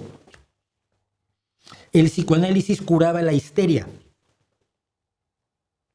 ¿Tú sabes de alguien que padezca histeria hoy? No son mis afirmaciones. Yo te traslado lo que dicen los que han estudiado el asunto y no viven de exprimir incautos con años de psicoanálisis que no sirven para nada. Si sirven, demuéstralo. Mándame el enlace de tu artículo demostrándolo que esté publicado en PubMed y ya te creo. García JR me dice, es increíble que estas niñas, y a estas alturas decirles a The Warning, chicas todavía, ¿no? A los Beatles decíamos los chicos, The Boys, siempre han sido The Boys. Pero ya niñas, ya no, diría yo a The Warning, te van a soltar un manazo. Hayan compuesto un álbum de esta calidad, se refiere a Queen of the Murder Scene, por supuesto, que me parece una obra maestra. Un álbum de esta calidad sin sello disquero. Yo creo que en parte ayudó a no tener sello disquero, te voy a decir. Solo unas mentes prodigiosas y un gran talento pueden motorizar semejante producto. Me cuesta mucho pensar que a esa edad el grado de madurez de estas muchachas estaba muy por encima del promedio. A esa edad muchos de nosotros andábamos en cosas de niños. A los 14, yo a los 16 escribía poesía, pero a esa edad, a los 14, que tenía, me parece, Pau, que es la compositora principal, Steven Tyler compuso Dream On. A los 15 Lord escribió Royals. A los 12 Greg Palmer compuso Lucky Man. A los 14 Daniel Jones y Ben Gills escribieron Tomorrow para su banda Silverchair. A los 13 Kate Bush escribió The Man with the Child in His Eyes, el hombre con el niño en sus ojos, que ya el título es poesía pura. Fíjate lo que a quienes te he mencionado. A Lorde, a Palmer, a Kate Bush, a Ben Gillis, a Steven Tyler. Hazte a la idea de que ese es el nivel al que está The Warning, musicalmente. Solo una duda, me dice Lalo Pérez. Es verdad lo que dice, pero ¿qué pasaría si a Palestina le hubieran dado la ayuda militar que le dieron a Ucrania? En todo lo demás, de acuerdo.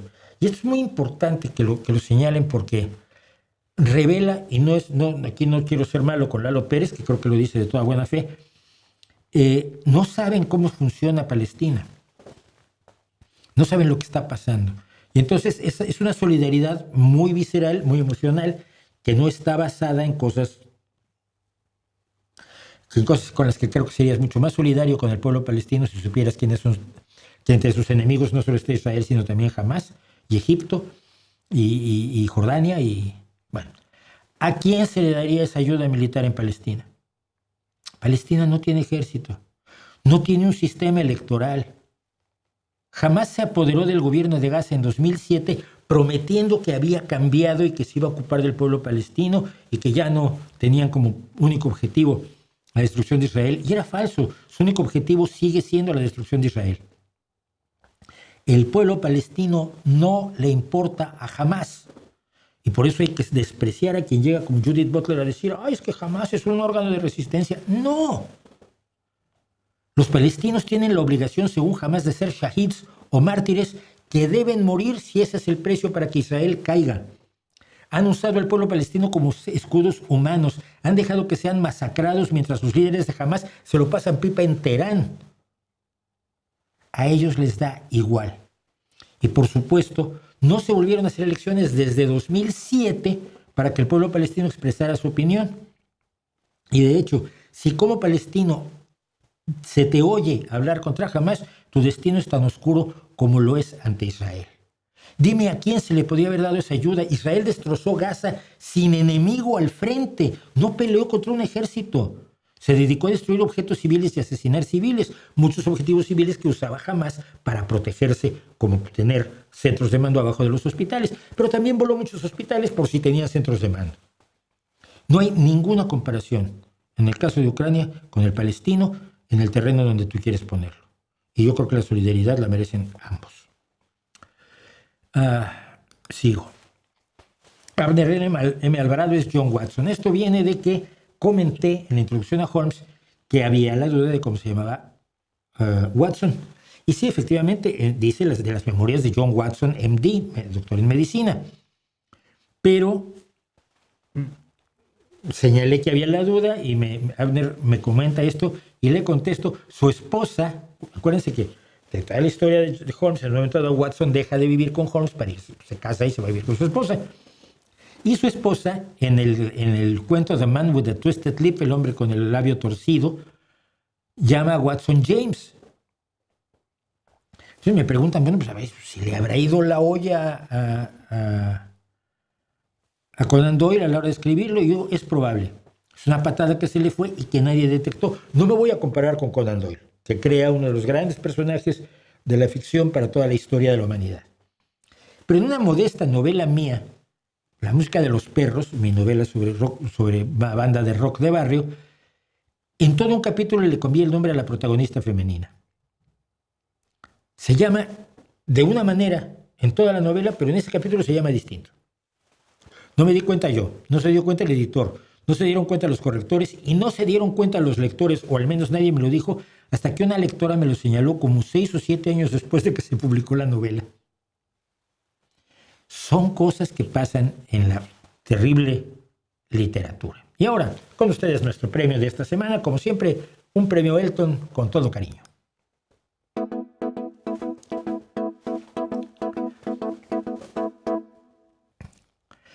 Elías Cuefati Homsi, sobre mi reestreno sobre el monstruo del hambre, sobre todo las dos grandes hambrunas hechas por el hombre, el Holodomor y el gran salto adelante en la Unión Soviética y en China, viene muy enojado conmigo, señor Mauricio.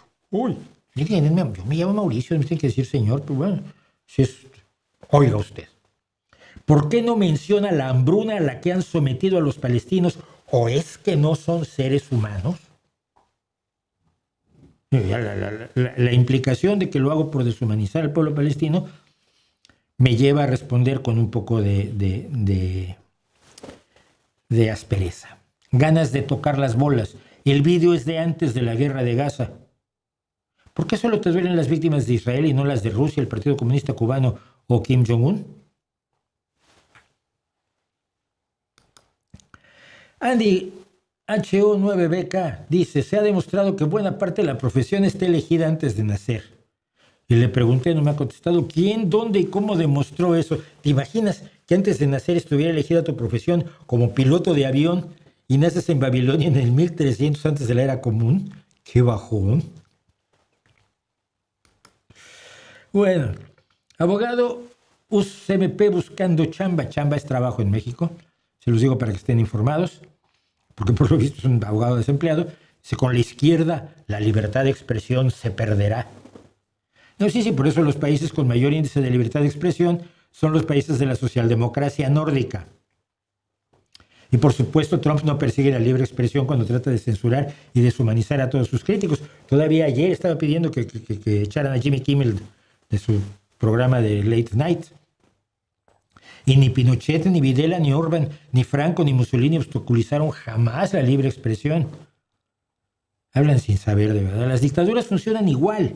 Por eso es preferible la democracia. Y de las democracias, la socialdemocracia de izquierda es la que más defiende las libertades sin sacrificar derechos. No lo olvides. Bueno, cosas sobre algo. Pues se ponen nombres. Hace 2 días el ejemplo que diste, un país con mucha clase media y 1,000 millonarios, es mucho menos desigual que un país lleno de pobres con un par de megarricos.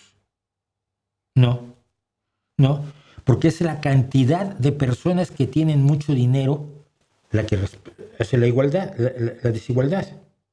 Si hay muchísimos 1,000 millonarios y 60 de clase media, ¿hay desigualdad?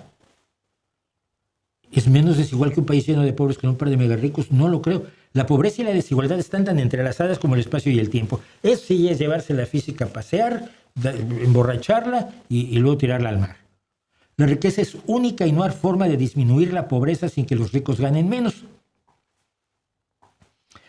Exactamente al revés. Cosas sobre algo. Es más, un país solo de pobres es perfectamente igualitario, tiene un índice Gini de 1, creo que es el que es totalmente igualitario, y no es mejor que un país con clase media y algunos 1,000 millonarios. Esa sola observación da por tierra con tu fantasía. Y claro, la riqueza no es única, la riqueza se crea y las condiciones para su creación y distribución cambian con el tiempo. La revolución industrial, la revolución de la agronomía, la revolución de la banca, las condiciones para su creación y distribución cambian con el tiempo. Y esto llevó a las mejoras de los trabajadores respecto de la revolución industrial, pese a que los ricos ganan mucho más. No hay ningún rico de la revolución industrial que tuviera la obscena, estoy completamente de acuerdo que es obscena, riqueza de Musk o de Zuckerberg o de, se me olvida siempre, el pelón de Amazon. El más grande potentado de la revolución industrial era un pobre diablo a su lado. Sin embargo, la desigualdad era mucho mayor en la revolución industrial que hoy. Vamos, que gracias por participar, pero todo equivocado. Arturo 560. ¿Cuáles serían las definiciones que sí podríamos adaptar o expandir conforme nuestro conocimiento, moralidad, etcétera, vayan avanzando? Yo le digo, mira, yo creo que es mejor inventar otras palabras. El juego del lenguaje en manos de gente interesada nunca ha dado buenos resultados. Si lo llamas solución final, sigue siendo un genocidio brutal. Si lo llamas operación militar especial, sigue siendo una guerra. Y si usas el lenguaje inclusivo, sigue siendo idiota. En serio. Y ahí en casa me matan a mí, pero me da igual. Y esto es interesante, pero en el cuento Abraham no es anterior a Moisés. Sí, yo dije que Abraham hubiera sido moral al decirle a Dios, oye, no puedo matar porque tú dijiste que no matarás. Pero me dice, no, es que lo de Moisés fue después. Bueno, entonces, ¿a poco antes de Moisés Dios ya permitía matar sin problema? No es cierto. Pero por otro lado, varias personas me hicieron esta observación, que tiene razón en cuanto a la cronología bíblica. Pero la cronología bíblica es un ejercicio de fantasía. Mira, los fragmentos más antiguos del Génesis, que es donde pasa todo esto de Adán, Abraham, Noé. Los fragmentos más antiguos del Génesis son los que están en los rollos del Mar Muerto y datan del 200 antes de la Era Común. En realidad el Génesis se acaba más o menos ya redactando por ahí del siglo I antes de la Era Común, poco antes del Nuevo Testamento. No son textos muy fiables para calcular cosas que se supone, como en el caso de Abraham y Moisés, ocurrieron 1500 años antes. Y Carcundio dice, ¿y cuál según tú es la definición de arte? Y le digo, allí tienes el problema, que la definición no puede ser según yo, y que sea distinta de la que es según tú, y entonces todo el mundo tiene una definición distinta y nada es arte en realidad. No, yo no tengo mi definición. Estoy asumiendo la definición generalmente aceptada. Arte es la aplicación de la habilidad creativa y la imaginación humanas para la producción de obras que se aprecian principalmente por su belleza o poder emocional. busca muchos diccionarios y todos más o menos recaen en esto. Entonces vienen unos y dicen, no me gusta y la cambian, y al final el golf es arte. No.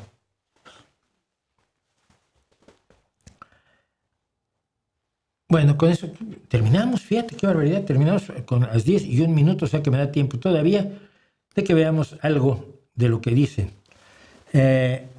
¿Alguna vez tendremos algún partido socioliberal o socialdemócrata decente en México? No hay que perder la esperanza, ¿no? Yo no pierdo la esperanza, espero que algún día ocurra, y si algún día ocurre militaré en él, por supuesto, y apoyaré en todo lo que pueda. Aquí viene una de las cosas que había problemática con Somos México, que Álvarez y Casa dice que no somos de izquierda y de derecha, pero en su biografía de Twitter, Guadalupe, el presidente actual, Acosta Naranjo me parece que es, se define como socialdemócrata. Si el presidente del partido es de izquierda, pues entonces el partido no puede ser ni de izquierda ni de derecha. Mira, ese truco lo trató de hacer Pablo Iglesias. Nada más ni de izquierda. Lo de izquierda y derecha es una estafa. Hijo mío, si tú eres comunista, pero de los del modelo 1920, ¿qué me vienes a contar? Omar Orenday Camarillo. Omar Orenday Camarillo. Cuando estabas en México, el IMSS y el ISSSTE eran buenos. Yo busqué una simple cirugía de Juaneta en el IMSS sin éxito. Al final pude con un seguro de gastos mayores y ahora mi pie es lindo. Bueno, qué bueno que tu pie sea lindo, ya que eres tocayo de mi hijo, que se llama Omar. Pero el IMSS mantuvo, mira, mi madre tenía una pensión absolutamente de mierda. Los últimos años de su vida la mantuve yo, pero en el Instituto Mexicano del Seguro Social le atendieron sus problemas cardíacos muy bien durante muchos, muchos años. Es lo que te puedo contar. El ISSSTE siempre mejor, porque el ISSSTE es para los trabajadores del Estado. Entonces el ISSSTE tenía mejor atención, pero el Instituto Mexicano del Seguro Social funcionaba, por supuesto, porque más pagabas el Seguro Social. Lo pagaba el patrón. Es decir, no era una graciosa concesión del gobierno. Nunca es una graciosa concesión del gobierno. Yo aquí pago por tener la sanidad universal y sin costo adicional de la que disfruto, como en Dinamarca, como en Suecia, como en todos los países medianamente decentes, como en el Reino Unido.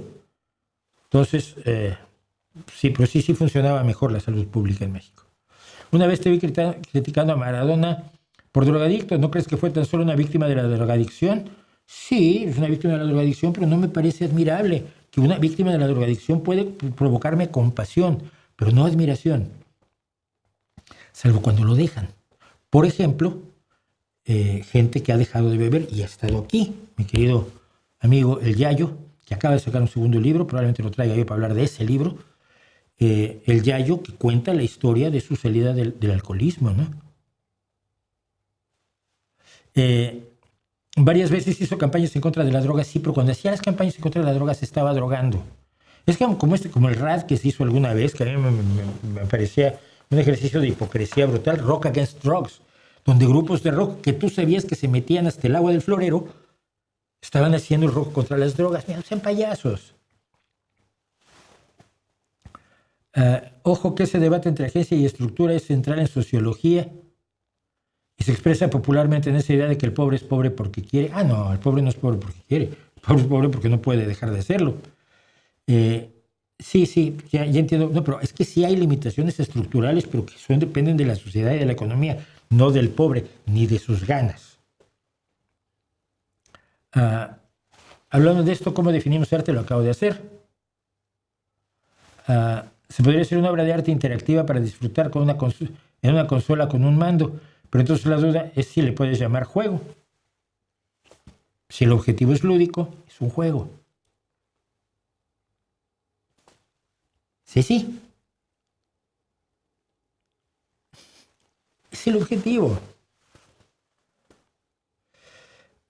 ¿Por qué el Estado es importante? ¿Qué les dirías a esos filósofos que aborrecen al Estado y creen que el mercado todo lo resuelve y que hay que vivir sin el Estado? Lo mismo que les he dicho siempre.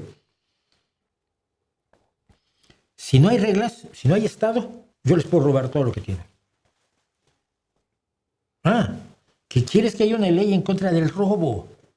Vale, ¿quién va a hacer que se cumpla esa ley? Primero que nada, ¿quién va a redactar esa ley? ¿Cómo va a ser? ¿Cómo defines robo? ¿Cuándo se roba? ¿Cuánto se roba?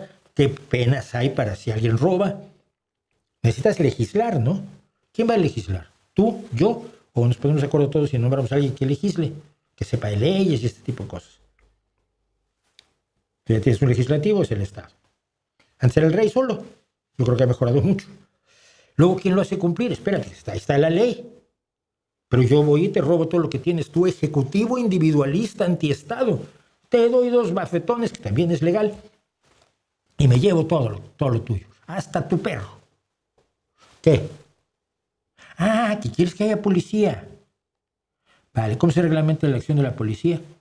Bueno, entonces la policía me puede detener si infrinjo esa ley, ¿verdad?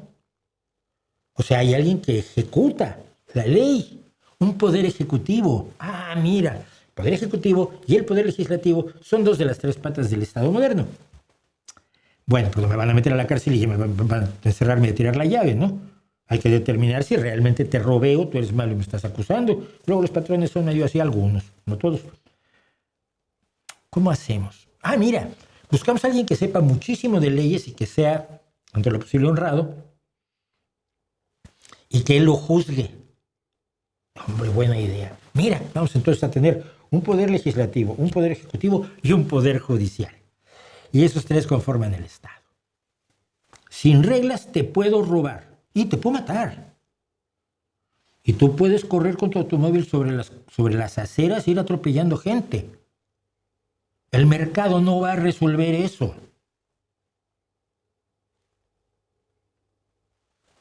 De veras, ¿se imaginan un mundo tan explosivamente simple? Y generalmente quien se lo imagina es alguien que no valora su propio trabajo, porque quien se lo imagina generalmente no son los ricos.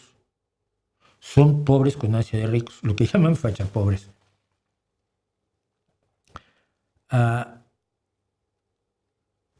Greg Lake compuso Lucky Man a los 14, no se llamaba Greg Palmer. Ya, confundía a Emerson Lake y Palmer. Me da igual, lo siento, no sé de nombres. Si se pone a reñirme por los nombres no vamos a acabar nunca, ¿eh? Y se nos hace tarde. ¿Crees que el arte solo debe incomodar? No. Hay canciones que son para sentirse feliz y estar contento. Y no puedes ver los girasoles de Van Gogh, los zapatos de los que ya hablamos de Van Gogh, sentirte incómodo.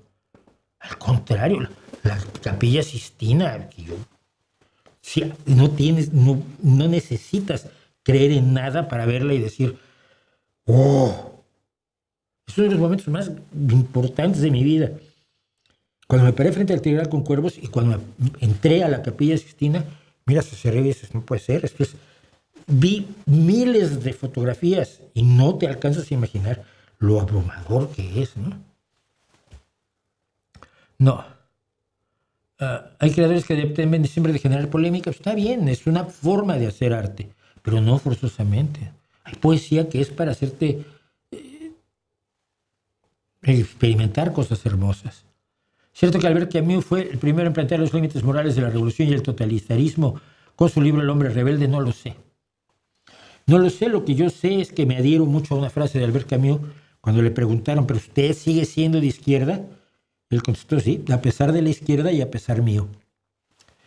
Y ahí me identifico completamente con Camus.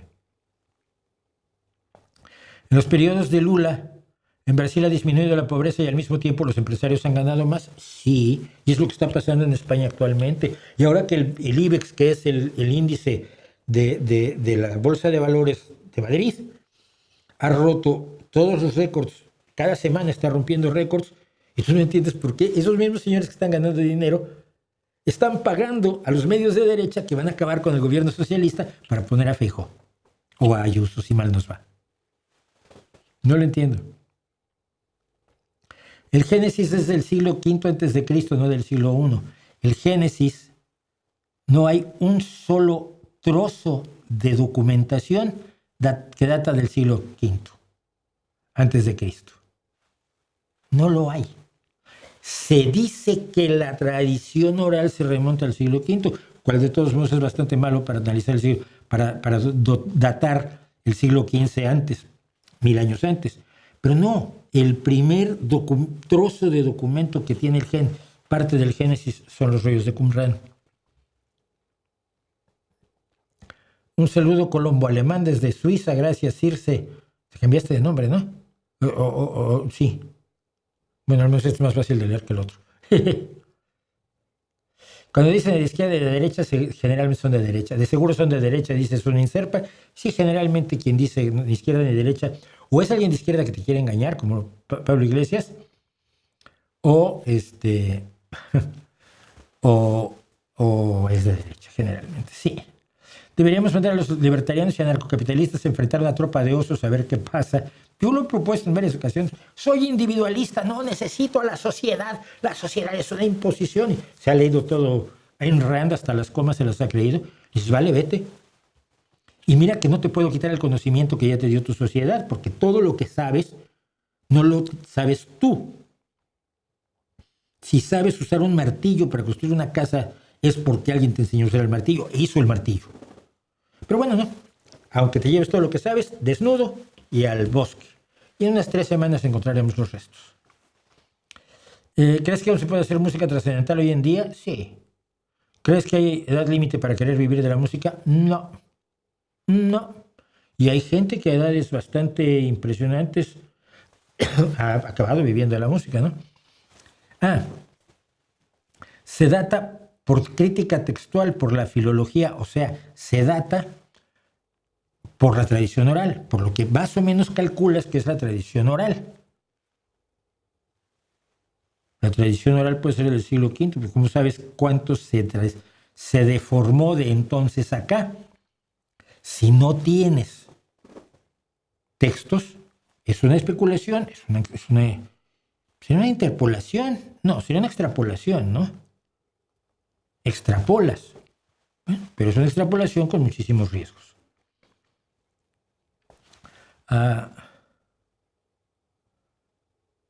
Dice Circe 2208 que no cambió el nombre, no sé cómo pasó, sigo siendo Andrea Chitiva. Bueno, pues finalmente sé cómo te llamas, Andrea Chitiva. Y a todos ustedes, muchísimas gracias por acompañarme, muchísimas gracias por estar conmigo. Llegó la hora de que me vaya yo a casita, que hay cosas que hacer. Muchas gracias por acompañarme. Piensen, cuestionen, critiquen, duden, pero duden con razón, no duden a lo loco. Y, por supuesto, traten bien a la gente, salvo a la que no se merece que la traten bien. Entonces, trátenla, pero solo lo mal que se merece, sin exagerar. Por mi parte, por cierto, estoy viendo que tengo ahí una iluminación que no debería tener. Esto, tiene un reflejo que no debería estar, tengo que cambiarlo. Muchas gracias por acompañarme, muchas gracias por pensar conmigo, por estar conmigo, por aguantar estas 3 horas. Los que quedan, 188 personas, 164 les gustó, a otros ya no. La semana próxima volvemos, y como siempre, de aquí a que volvamos el miércoles con más a fondo y el jueves con este streaming, ahí les dejo mi reputación para que la hagan pedazos.